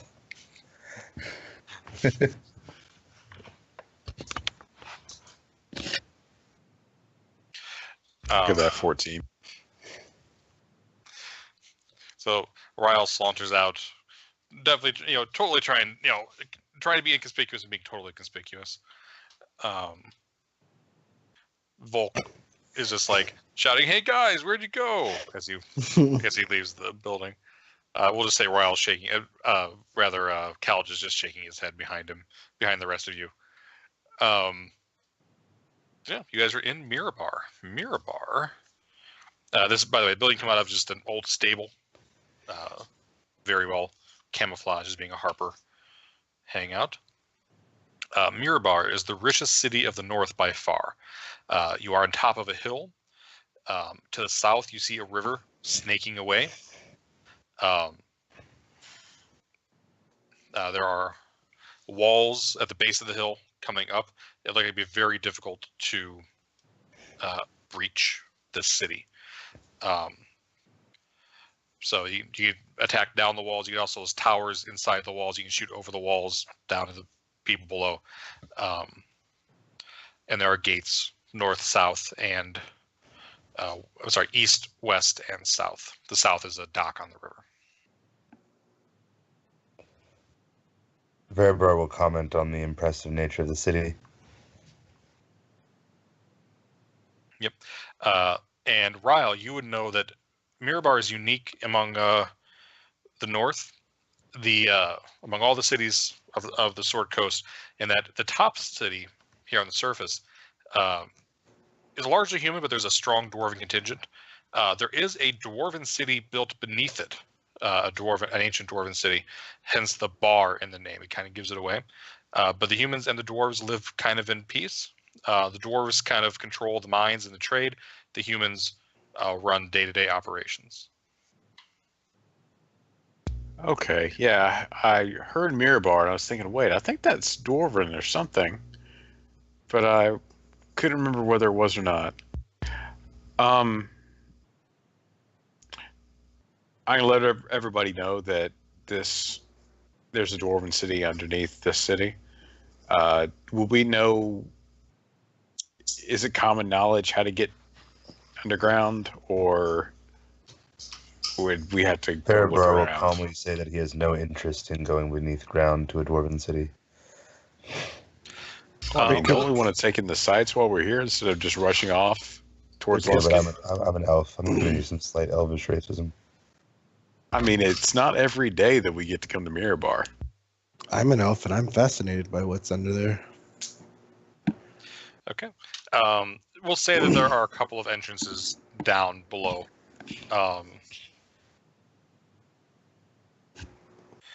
That you can get down into.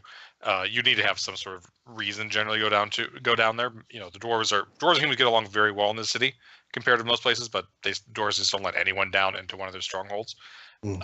But you feel like you guys have the friendship of a dwarf lord to the east, so you feel like you could probably get down if you wanted to. Yeah, besides, we have to find another wizard here who might be able to tell us what this rune means. Right? You act like there's no human wizards. But okay. You guys did just meet a wizard. He was kind of crazy. But I'm a wizard. Not because you don't have identify. But you did see it. The dwarf, all the people running the teleportation circles are wizards. They're the ones casting the spells that send you back and forth. Oh, I know. Okay. I'm just using his excuse. All right, I see. And besides, I mean, we have to get some metals to make another cart. We need to buy some more horses. I mean, we need to be prepared. We don't need to leave so hastily. Dwarves usually have We precious get it. gems. You have like a dwarf boner. We can go see the city. What were you going to say, Volk? I was gonna say dwarves usually have precious gems that I could use with my spells. Yep, absolutely. You can. There are definitely The mines of Mirabar are famed for their largesse. So you could even here on the top side of the city, Mirabar is a trade hub. Anything coming down from the mountains or from north of there is going to come through it. If it doesn't come through Luskan, it comes through Mirabar. So you can definitely find whatever you guys are looking for in this city. Besides, there's one thing I need to take care of at Temple of Gond that I should have taken care of a long time ago. If we're going to go underground, I will need to go visit one of the temples there. Plus, we just followed you around for like 3 hours while you were doing your. That was Matt. That was I'm totally volunteering to come with you guys. Don't worry about it. we can satisfy his dwarf obsession. All right. You are fascinating. Okay, so yeah, you guys can definitely head on down. The dwarf guards will stop you for a moment, but you'll be able to introduce yourselves and get down below. The Dwarven City is a city of lit residential caverns. It's very warm below, despite the cool above. It has kind of the smell of a forge all throughout, so it seems like it's warmed via the smithies and the forges down below. But the city, it's the main Dwarven city. The residential area is quite beautiful. The caves glisten in the candlelight, probably from gems or semi-precious stones that reflected back.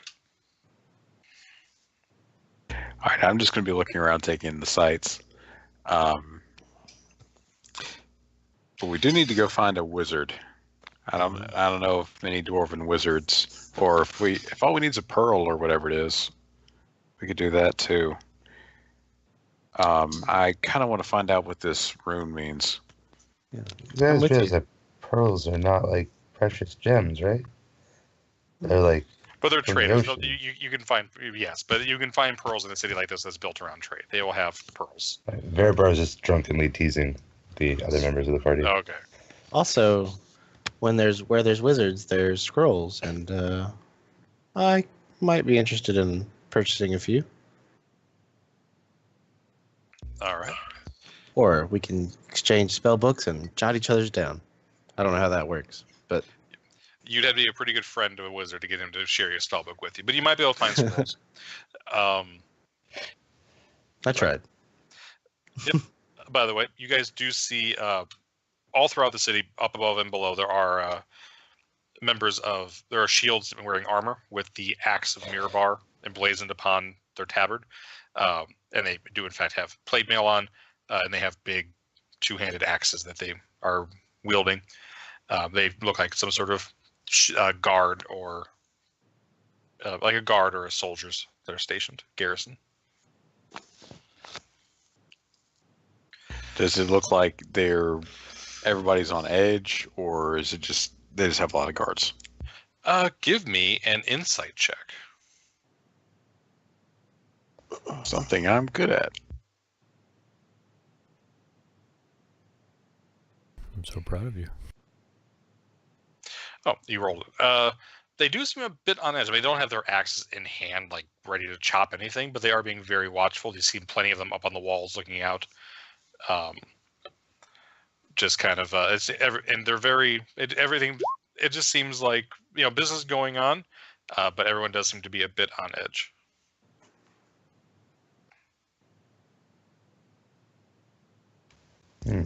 Okay. As I go around, I'm gonna be looking for any signs of a Temple of Gond. He's not the main god of the dwarves, but he is. There should be one around. Okay. So you'll definitely be able to find one. Give me a D6, and we will see how long it takes you to find one. All right. It takes you 2 hours of searching. Volk, give me an investigation check to see if you can find a wizard or potion shop or something.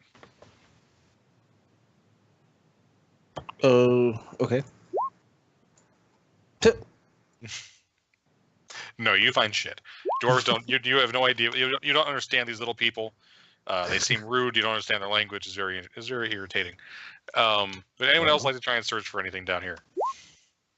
That's just to help Volk. I'm gonna grab my fellow elf and just like kind of drag him towards the shop that he needs to find. Okay, very good. Yes, you do find a magical sundry shop with a with an old dwarven wizard, kind of across the way from it's right across the way from the Templar Gond to make life easy. Okay. What I wanted to do is there's a ritual that that the clerics gone do whenever they make something new. They make 2 of them, and the first one they destroy. So I'm going to take one of the golems down, and I'm going to destroy one inside of the temple, and show one of the clerics, or the clerics or whoever's watching over it, how I made the golems. Okay. Yep, you're more than happy to do so. As you raise up your hammer to destroy that golem, it looks up at you with sad black eyes as you smash it to pieces. Okay. As I'm in there, I know. Just crushes fucking dreams. Okay. Well, I mean, how am I supposed to respond to that? I mean, I have to do it. It doesn't. It's a contract. It doesn't care. I'm being mean. As I do that, I'm going to hand off the schematics I used to make the golem, and I'm going to go to one of the clerics and say, brother, I've been looking around the city. I noticed some of the guards seem to be a little on edge. I know there have been some giant attacks recently, but have the giants started attacking areas this far north? Yes, we've had plenty of problems this far north. Particularly up here with frost giants. They've been coming down out of the mountains and down the coasts, harrying merchants, harrying the cities and farmsteads that eke out livings among the surface folk. We've not had problems down here, of course, but they would not penetrate our walls. But we have had many, many issues with them. They even tried to attack the mines. We do not know what they want, however. Why would they attack the mines? It seemed just strange. He shrugs and says, "We have not been able to figure it out. The frost giants are crafty. They're fierce warriors, but they also know when to retreat and take what loot they can and fight another day. Their long ships come down from the north." So they sailed? He says, yes, they do sail. He describes them to you, and basically he's describing giant Vikings. Their home, he tells you, is Svarbolg, which is it kind of moves actually. It's on the floating ice to the north, in the ocean to the north, which is not easy to get to. Basically, it is somewhere in this direction. I got too many. I'm trying to mark too many pages on my book.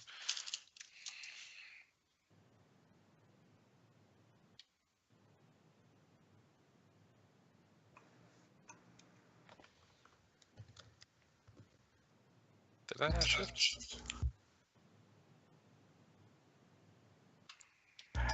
That's interesting. I've never heard of that about frost giants. It's like, yes, they're. Oh, go ahead. I was going to say, is it just the frost giants that y'all have had problems with? We've been traveling quite a bit, well, honestly, all over the country as of late, and we've come across a whole bunch of different types of giants. I've heard the ordning has been broken. He looks kind of shocked at that. We've not heard that. That is disturbing news. That is, the giant god set that in place. If the gods have broken that, that could very much explain the chaos. We've not had any problems with any other giants. I have heard from the south that there is a tribe of Goliaths who are causing problems somewhere between Neverwinter and Waterdeep. Now I wonder if that is connected as well. The Goliaths always consider themselves to be left out of the Ordning, that they should have been included. Proud people. Okay, where was that between? Between Waterdeep and Neverwinter. Have these Goliaths been attacking settlements, or do you know? I've only heard through the merchants that there have been attacks. I don't know exactly. I do not know the extent of it. That is outside of our control.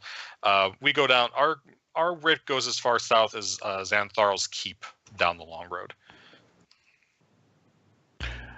I see. Well, we've been doing a bit of traveling. If we're in that area, well, we might have to go take a look. But I appreciate the help. If you could pass along these schematics here to the rest of the other clerics and other cities, that'd be great. But I believe I need to catch up with my friends. With my other group. It's been great talking with you, and I appreciate the help. He will nod to you and give you a little blessing, and wish you well.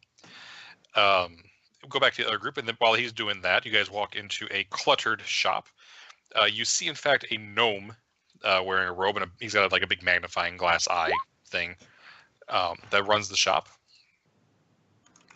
And Neverwinter. He will introduce himself as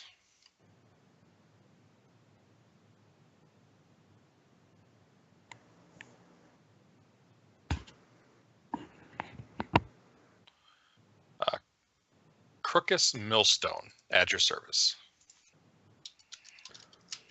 You say Crookus or Crookus? Crookus. Good day, Crookus. You may call me Volk.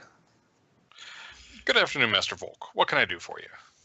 I am looking to procure some scrolls or something of that nature, if you have any on hand. Says, I do deal with scrolls here and there. More of a potion man myself. Also, I like sparklies. And he just kind of spreads his hands and like fireworks go off. It's like, hee. He claps a bit.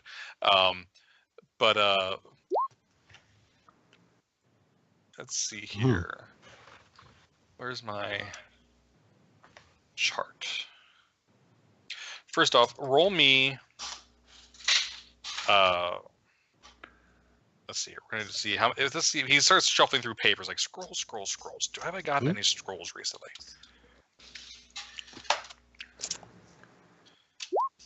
Yes, he does in fact find a scroll. I will go ahead and I'll be generous. I will say is this. Let's see. Are you going to ask him to identify that for you, or would you like to have a scroll of identify you can copy into your book?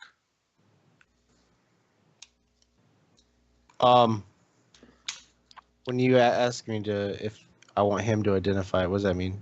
Well, because he's a wizard, so you can ask him if he can identify it for you.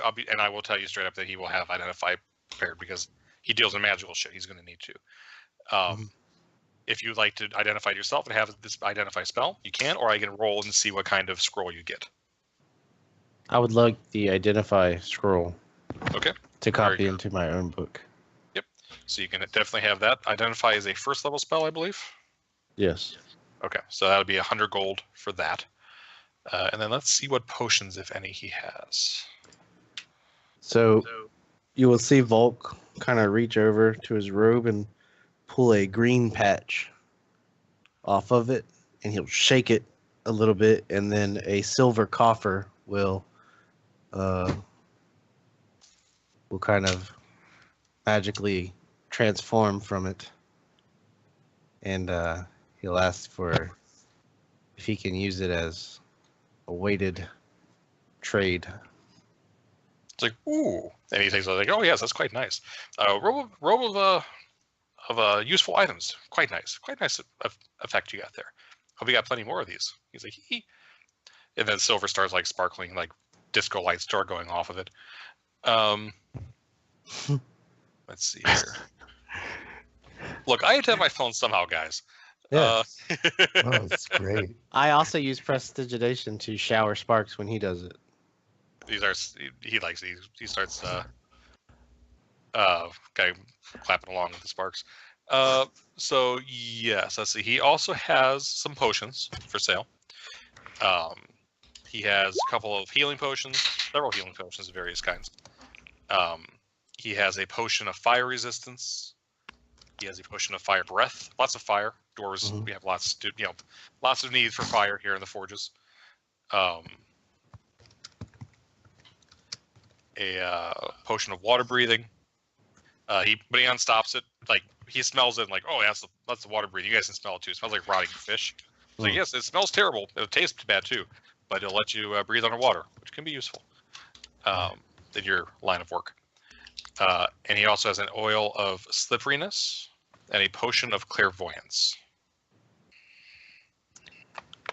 Well, this coffer has quite the value, and I will trade you for the scroll and whatever potions you would feel is an equal. Okay. Well, he will go over the prices with you. I gotta pull out my DMG. One moment. Yeah, he got it as I gave him a free magic item. That's what he chose. So I gave him honest rolls. No. I just thought it was funny because the last time we got one of these things. I learned my lesson on that. What was I going to do? Oh, yes, potions. I gotta find out the prices. Yeah, I was hoping for a hit the jackpot on it. Did you get any portable holes? Not portable holes, but the I don't know what they're called. The things that let you go through doors or walls. Oh, that's sad.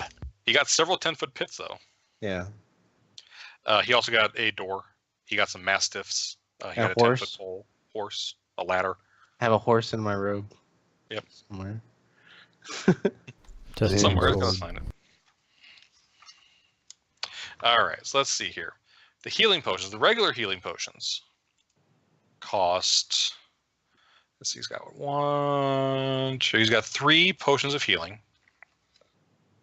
Those cost 100 gold each, as previously explained. The greater healing potion. Now, regular healing potions do 2d4 plus 2. The greater healing potion does 4d4 plus 4. That costs 200 gold.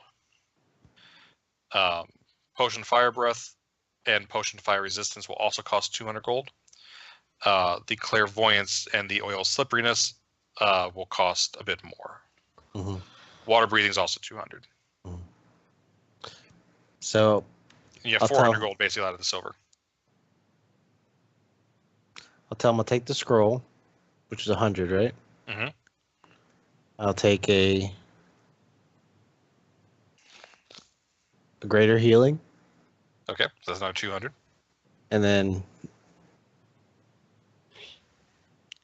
that was 200 by itself, so we're up to 300, right? Right. All right, and I'll throw another 100 gold pieces for a fire breathing. Okay. Well, the fire breathing was also 200, so that's that's 500 total. So yeah, that's fine. So for the for the silver thing, you get the potion of fire breathing, the potion of greater healing, and the potion of fire breath, the potion of greater healing, and the scroll of identify. Nice. I shower sparks. Very good. Does anybody else want any of those other potions? There's still 2 more regular healing potions. Sorry, 3 more regular healing potions. Potion of fire resistance, clairvoyance, and oil of slipperiness. How much for the fire resistance? Fire resistance is 200. Tempting. Nah, I'll pass for now. He kind of taps you on the shoulder, and Caldress, and he says, "I have a spell that'll give you the same effect." And in my experience, it wouldn't have helped much. Oh, The potion, I mean, we tend to get surprised when it comes to the fire giants.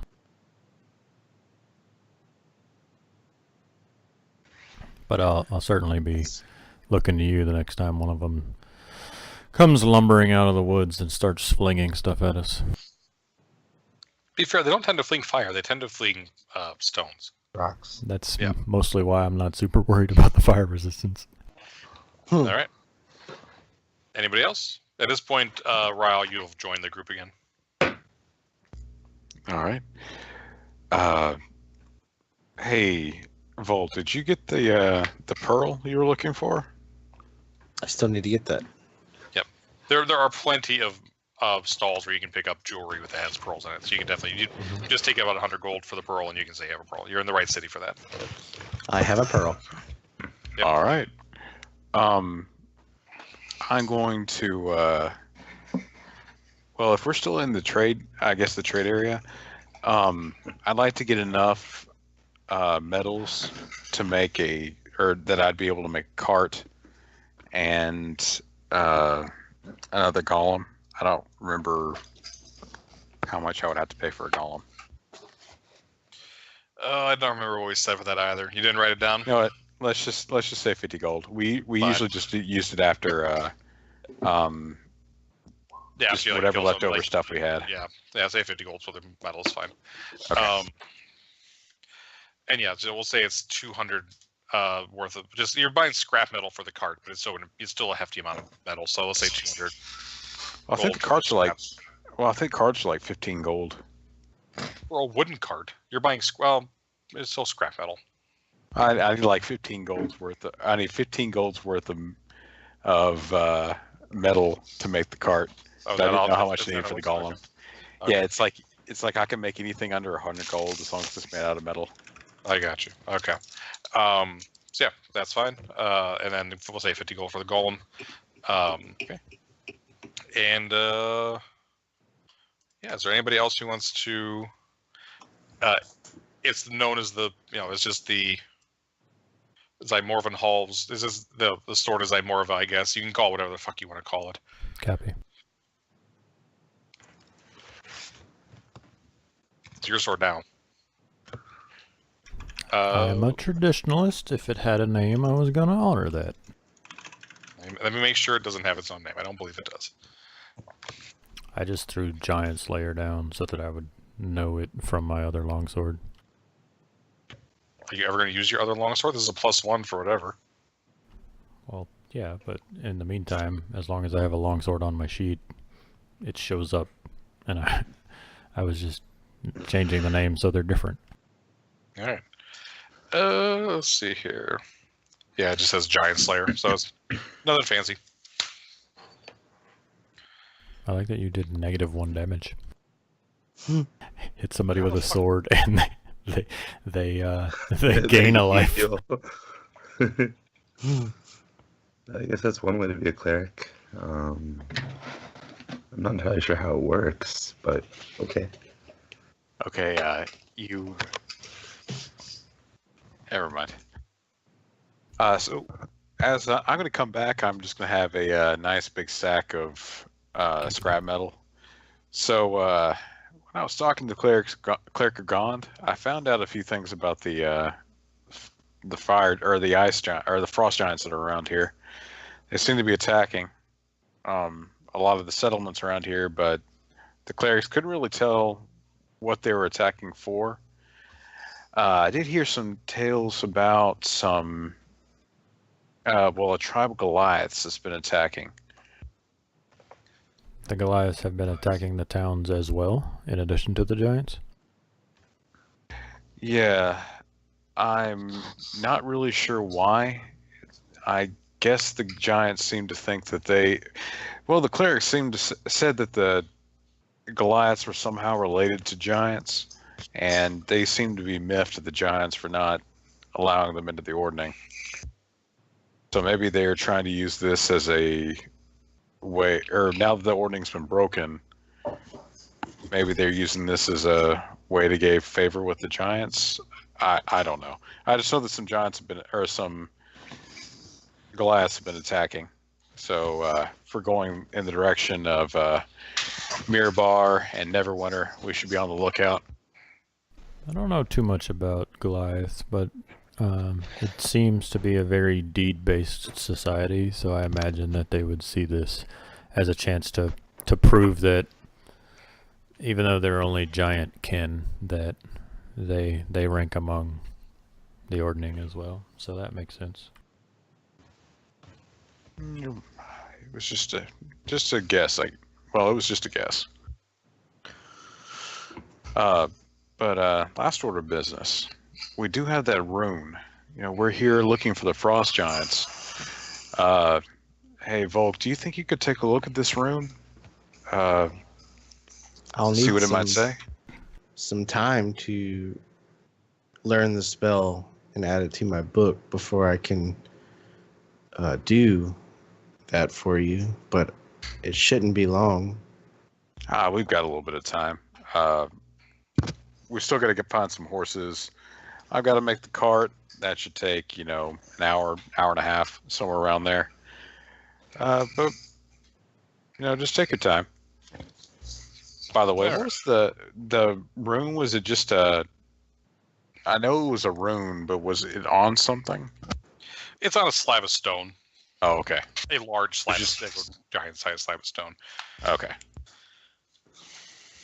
But yeah, so you guys can somebody can go provide procure horses for the cost in the book. Ryle, you can make the wagon. In the meantime, Volk, you can take the time to copy your spell, which takes 100 gold, I believe it is.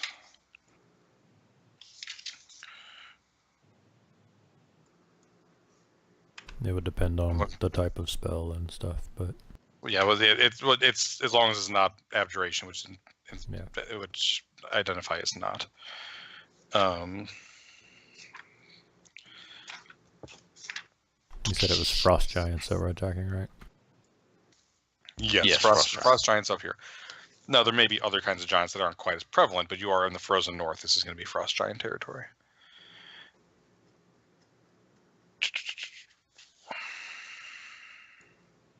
Here we go. Copy spellbook, levels, copy spellbook. Out of curiosity, could I find an elephant? See, this is why we need a quote page.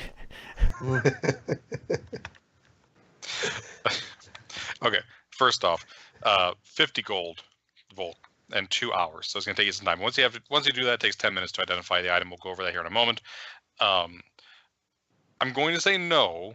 I do want to hear your reason why to see if I change my mind. Well, because I looked up the cost of buying a horse, and on the mount table it says elephant, and that just seems phenomenal. No. I'm going to have to look more deeply into finding out where elephants live in this world. Don't ask for an elephant. Ask for a mammoth. But you can step it back to an elephant. Anyways, Volk, are you going to take the time to cast that spell? Yeah, I'm gonna copy it into the book. Cool. And then I'll be casting it after I do my Unseen Servant. Okay. Yep, not a problem. Because I need some more mint tea. Water. More Thirsty. practically, what about a camel? So I was actually going and reading my Find Steed spell just to see if it would tell me that I can't summon an elephant, and I can't. I can do a warhorse, a pony, a camel, an elk, or a mastiff, or whatever the GM would allow me is setting appropriate. Is the mammoth setting appropriate? No. All right. I would like to watch you try and ride a mastiff. That'd be funny. Because you're not a gnome. Or a halfling. Okay. Halflings can do it too. True. All right, Verbar. I haven't got to make anything in a long time, so I'm really enjoying making this cart. So I'm thinking we're going to the north, right? Yeah. It's cold up north. Do you think we should buy some furs here and maybe make a tent in the back of the? Well, not necessarily a tent, but just something out of furs to. If you feel Cover the back. compelled to decorate it with furs, by all means, do not let me stop you. That sounds fabulous. Well, I mean, you're a ranger and all, and I wanted to make sure you didn't want to go hunting down yourself. I know how rangers are. Oh no, it's cold out there, man. Okay. I am from a much more southerly climate. So, kid, how much would it cost to an elfin size? Oh God. Okay, you know, like the Oregon Trail wagon, right? Yes. I'm just wanting to make a cover for the back of the wagon with like a door, or so we have a somewhat warm place to get in. Okay. How much extra would that cost? I mean, that's just a bunch of fabric. We'll say 10 gold to mount Okay. that up.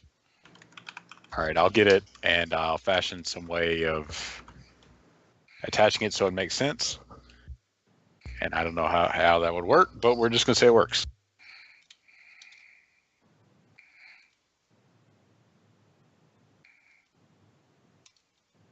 So we now have a cart with fur line tarp around it, so we won't get cold, and we have no way of pushing it because we have no horses. I grab a patch from my cloak and I shake it, and a horse pops out. We could just buy horses, but okay, that works too. Yep. I thought you were casting Phantom Steed because, like, if you have Phantom Steed, you could totally get a horse-sized elephant to ride. I didn't prepare it. I was just, Okay. Well, it's a ritual. You don't have to prepare that. That's something you can cast. You can take 11 minutes and just cast it. Oh, well, then, yeah.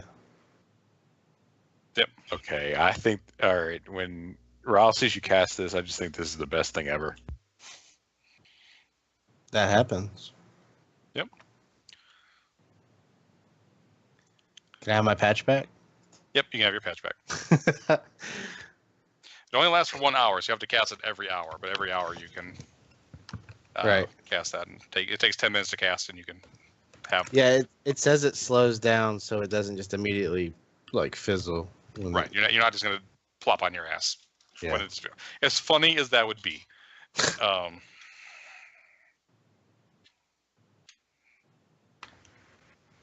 Yeah, just you're going along at 30 miles an hour or so, and all of a sudden, poof. Gone. Is riding a lion like physically possible? Everything's possible if you try hard enough. That's But what I was about to say. A lion would be possible if A, was trained, and B, if you were a halfling or a gnome. Or a goblin, I assume, if you're a monstrous race out of Volos. So what I'm hearing is we need to make a party of all short people next time. Well, technically, according to my weight, I could ride a mastiff. Yes, but you got to be you have to be a size smaller than the creature. Okay, that makes sense too. We have a wizard. We could figure this out. Oh, you could Sure totally thing. cast enlarged shrink or whatever. What if it was like a chaos sorcerer who shrank enough through rolling 20s that he like could ride a mask? Oh, that'd be great.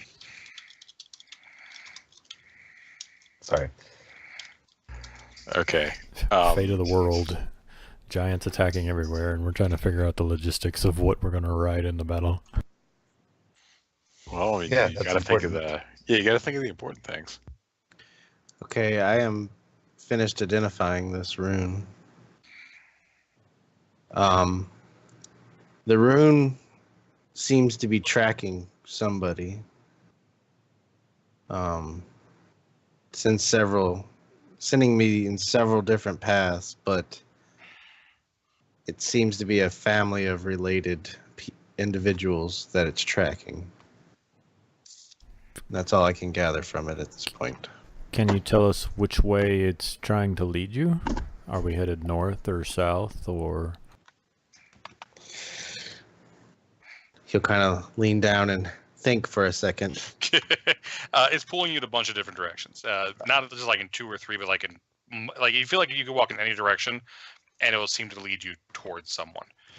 Got you. So it seems that they're spread out. The people that are related, yeah. Very much. So the related peoples aren't together; they are spread out. So the paths will be spread out to each one. Oh, I see. Okay.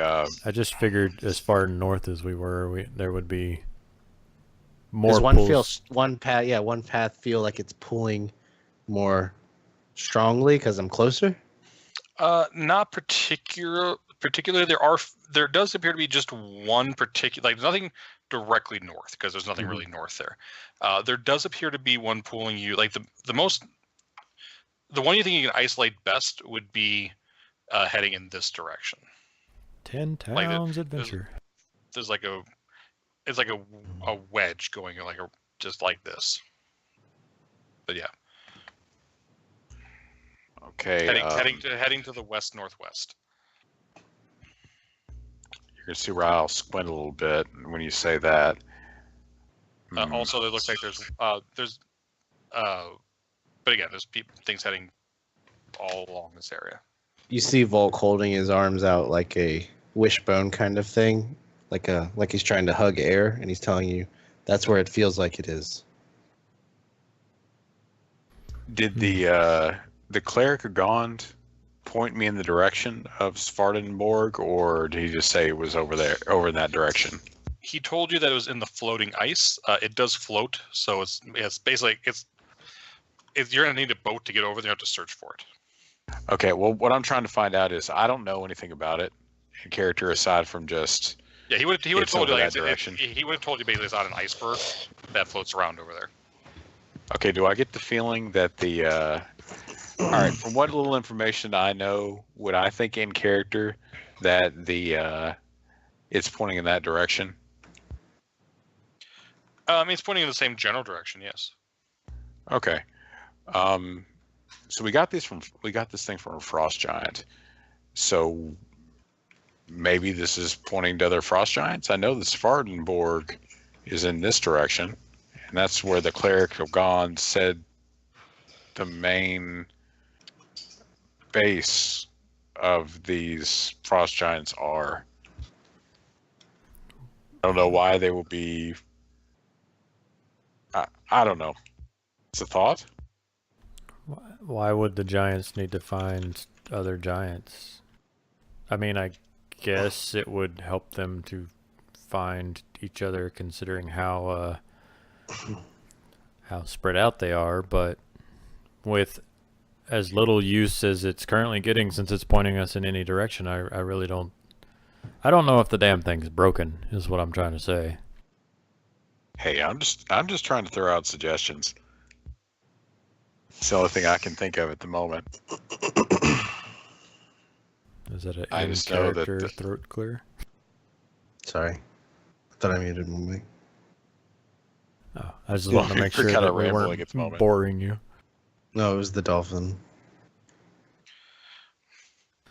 All right. They're not gonna Okay. get that joke. I didn't told you're a marine biologist yet. Whoosh. It was consensual. I'm not sure. I was. Usually hitting when it comes to dolphins, as far as I understand.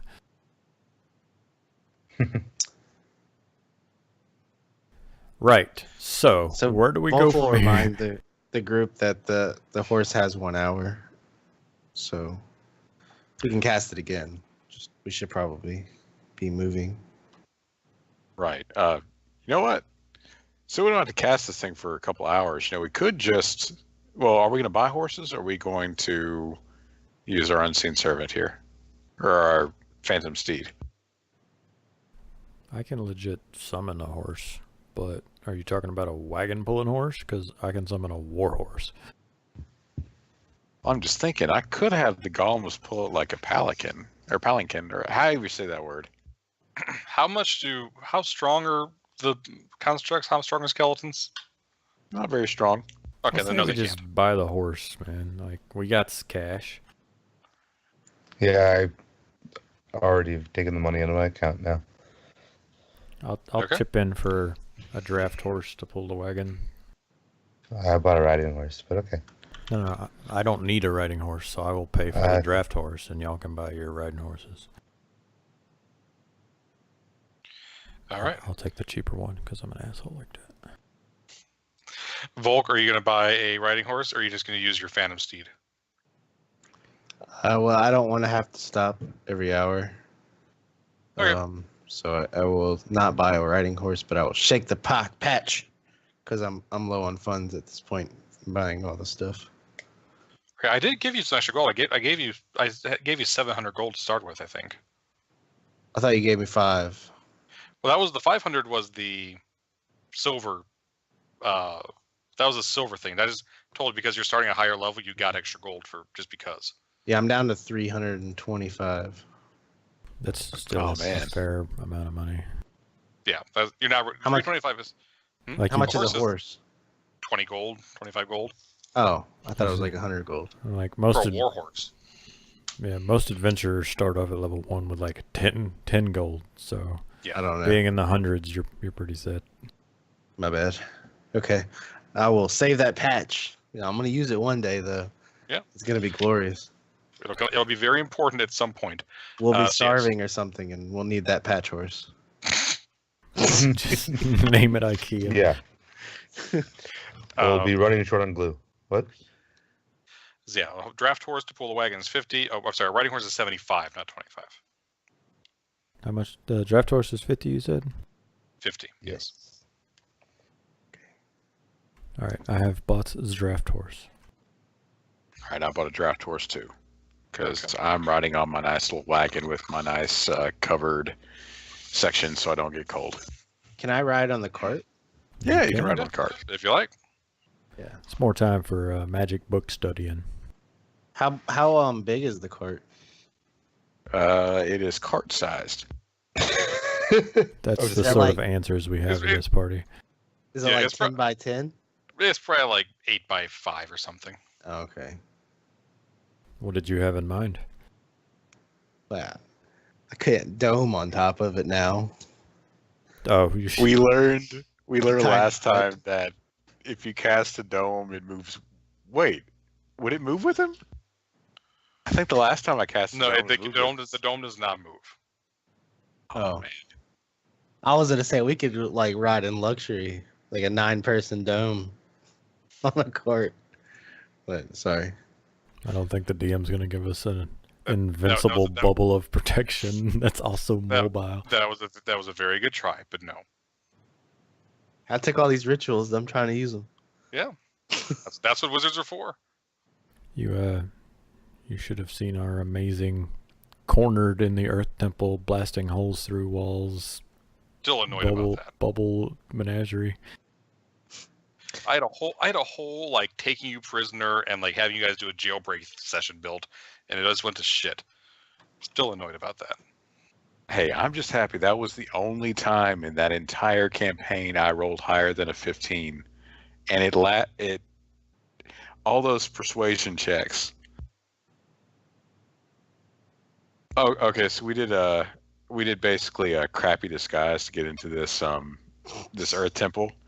Literally, we just got like, I think I used silent image or something to give us all mustaches, and it worked. This was like the third time we had come back too. Like we weren't walking up for the first time with fake mustaches. We had been killing these guys for like 4 sessions and then came back with crappy mustaches and got let in. And it worked. And the persuasion rolls just kept on going. But this entire campaign, I rolled like shit. I literally did not. I had like a +6 or so to charisma. I would still manage to roll under 10. And the rolls just kept coming until we got to until we met the boss, and then it failed. Oh, of course.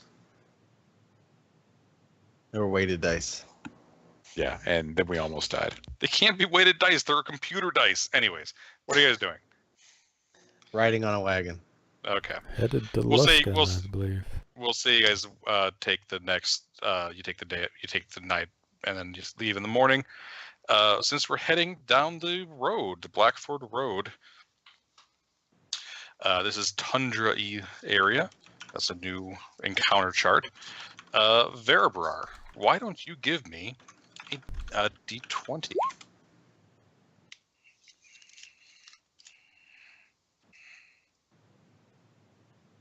That's a very good question.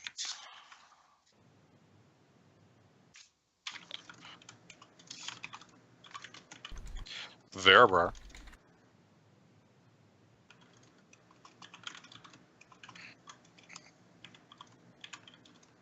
Verabrar, you are muted. Oh shit. My bad. It's okay. D20, please.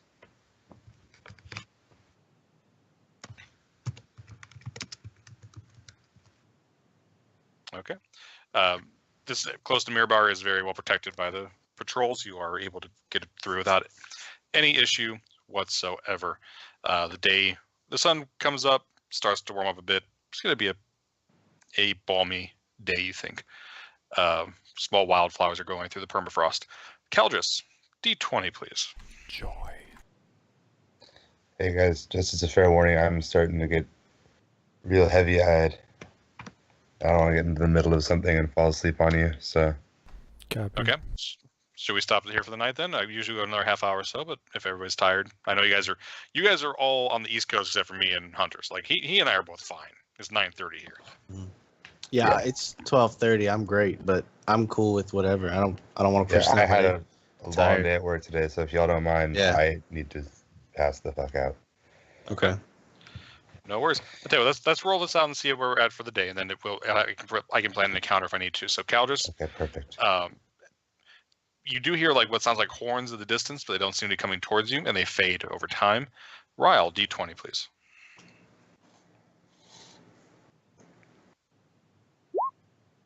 Okay. After He's- lunch, you get. Sorry. Sorry. Go ahead. I was gonna say he's distracted by me asking him these questions about his golems. Yes, he is distracted. However, that doesn't affect it. What we're doing here, by the way, I just realized you don't know what the fuck I'm doing. There's a chart that I roll on for random encounters. If you guys Oh, roll yeah. a 20, it triggers an encounter. Or, sorry, if you roll a 17 to a 20, it triggers an encounter. And it's your turn to roll a d20 for the first day. You moved about 20 miles. As the sun sets, does anything? You want me to roll? Yep, your turn. Oh. D20. Nope. First day goes without a hitch. You guys are about 20 miles outside of Mirabar. Cal, just going to move your dot. And I guess we'll go ahead and end it there for the day. Volk, we do milestone leveling, so there's no XP to pass out. Okay. This is whenever you guys do something worthy of leveling up, you get to level up. And they just leveled the last session, so it's not going to be for a little while. Okay. Just gonna put this out there. Next session, Curly is going to have a mouth. Nice. Oh, I just God. want you to know this. So, and it lasts till I dispel it. So, this is gonna be fun. Oh no. Oh, no. I've watched Three Stooges since I was a little kid. Now I have to look up what they used to say. I think it'll be fun. Wait, we just got to 6th last session? Yeah. Man. It's just we haven't played in that 2 or 3 missing weeks. weeks has been fucking with me. Yeah, we guys just leveled up. It's just we haven't had a chance to play recently, which is fine. Happens. Hopefully we can all make it next week. If we can't, just let me know throughout the week. And we will continue on. Volk, I apologize there was no combat this session. It happens sometimes where it's just role play through. Dude, that's fine. I had fun. But you guys got new shit. You got some potions. You got a new fancy sword for the paladin, which is very useful. Paladins hit hard anyways. I apologize that I was so generous with magic items the last game. I'm going to be less generous this game. I told you that before. But just know that consumables may pop up. just super powerful magic weapons and shit may not be quite as common. Until you get to higher levels. But yeah. What? We had magic weapon. We had magic items last time. Who had magic items? I certainly didn't have any magic. I think towards the end, somebody handed Sai a longsword, and I was like, sweet, my first magic item is a fucking sword on a wizard. But at least the dragon radar went off that one time when I could actually see the dragon. I told you the dragon was there beforehand. We did kind of use it to play Find the Dragon Turtle. Yep, did that too. Yes, we will continue onward next session. Have a wonderful evening, gentlemen. I look forward to playing again. Are we playing same time next week? Currently scheduled same bad time, same bad channel. If we need to readjust for someone's schedule, we're always willing to if everybody else is free. But this is the standard time. Sounds good. If you got any wizard questions, don't be afraid to either hit me up individually or ask the chat. I will wait till I completely fail it in the middle of the game session to be corrected. Well, no pressure then. That's how I played a wizard. Yeah. Yeah. There's so much shit with wizards. It's all right. So yeah, it's not a problem. If you haven't already, since you are a new player, D&D Beyond is quite cool. And at least the SRD is very easy to search. It don't have a lot of stuff. Like I noticed that there were some spells that weren't on there. Right, you had to buy if you want the full list of spells. There's only what's in the SRD in the free guide. Mhm. You can buy the player's handbook, and it has everything that's in the player's handbook there, and it has like a character builder or whatnot. Since I have the book, I'm not going to invest. I have in front of me 6 books from Dungeons and Dragons, and I've got 3 of them in Roll20. I've already invested in this in my own, in this already. But since you haven't gotten them yet, I would recommend getting into Beyond. I have all the material released by Wizards on PDF. So that's what I've been trying to use. I got the DMG, PHB, Volo, EE, and the SCAG. Right. And That's the PDFs work, but because especially for the character builder, it makes it very easy to be like, I want this feature, I want this feature. It's actually you can click on it and things pop in. You can build a character on there, and exactly auto populates, which just makes it a bit easier. So, and I believe it's cheaper on there. Like it's about the same price on there as it is buying it through Amazon. It's cheaper than buying the physical copy at a game store. Gotcha. So I'd recommend that, but if you want to use PDFs, that's fine too. Either way, I'll talk to you all next week. Thank you very much for playing. Thanks a lot. Have a great one, guys.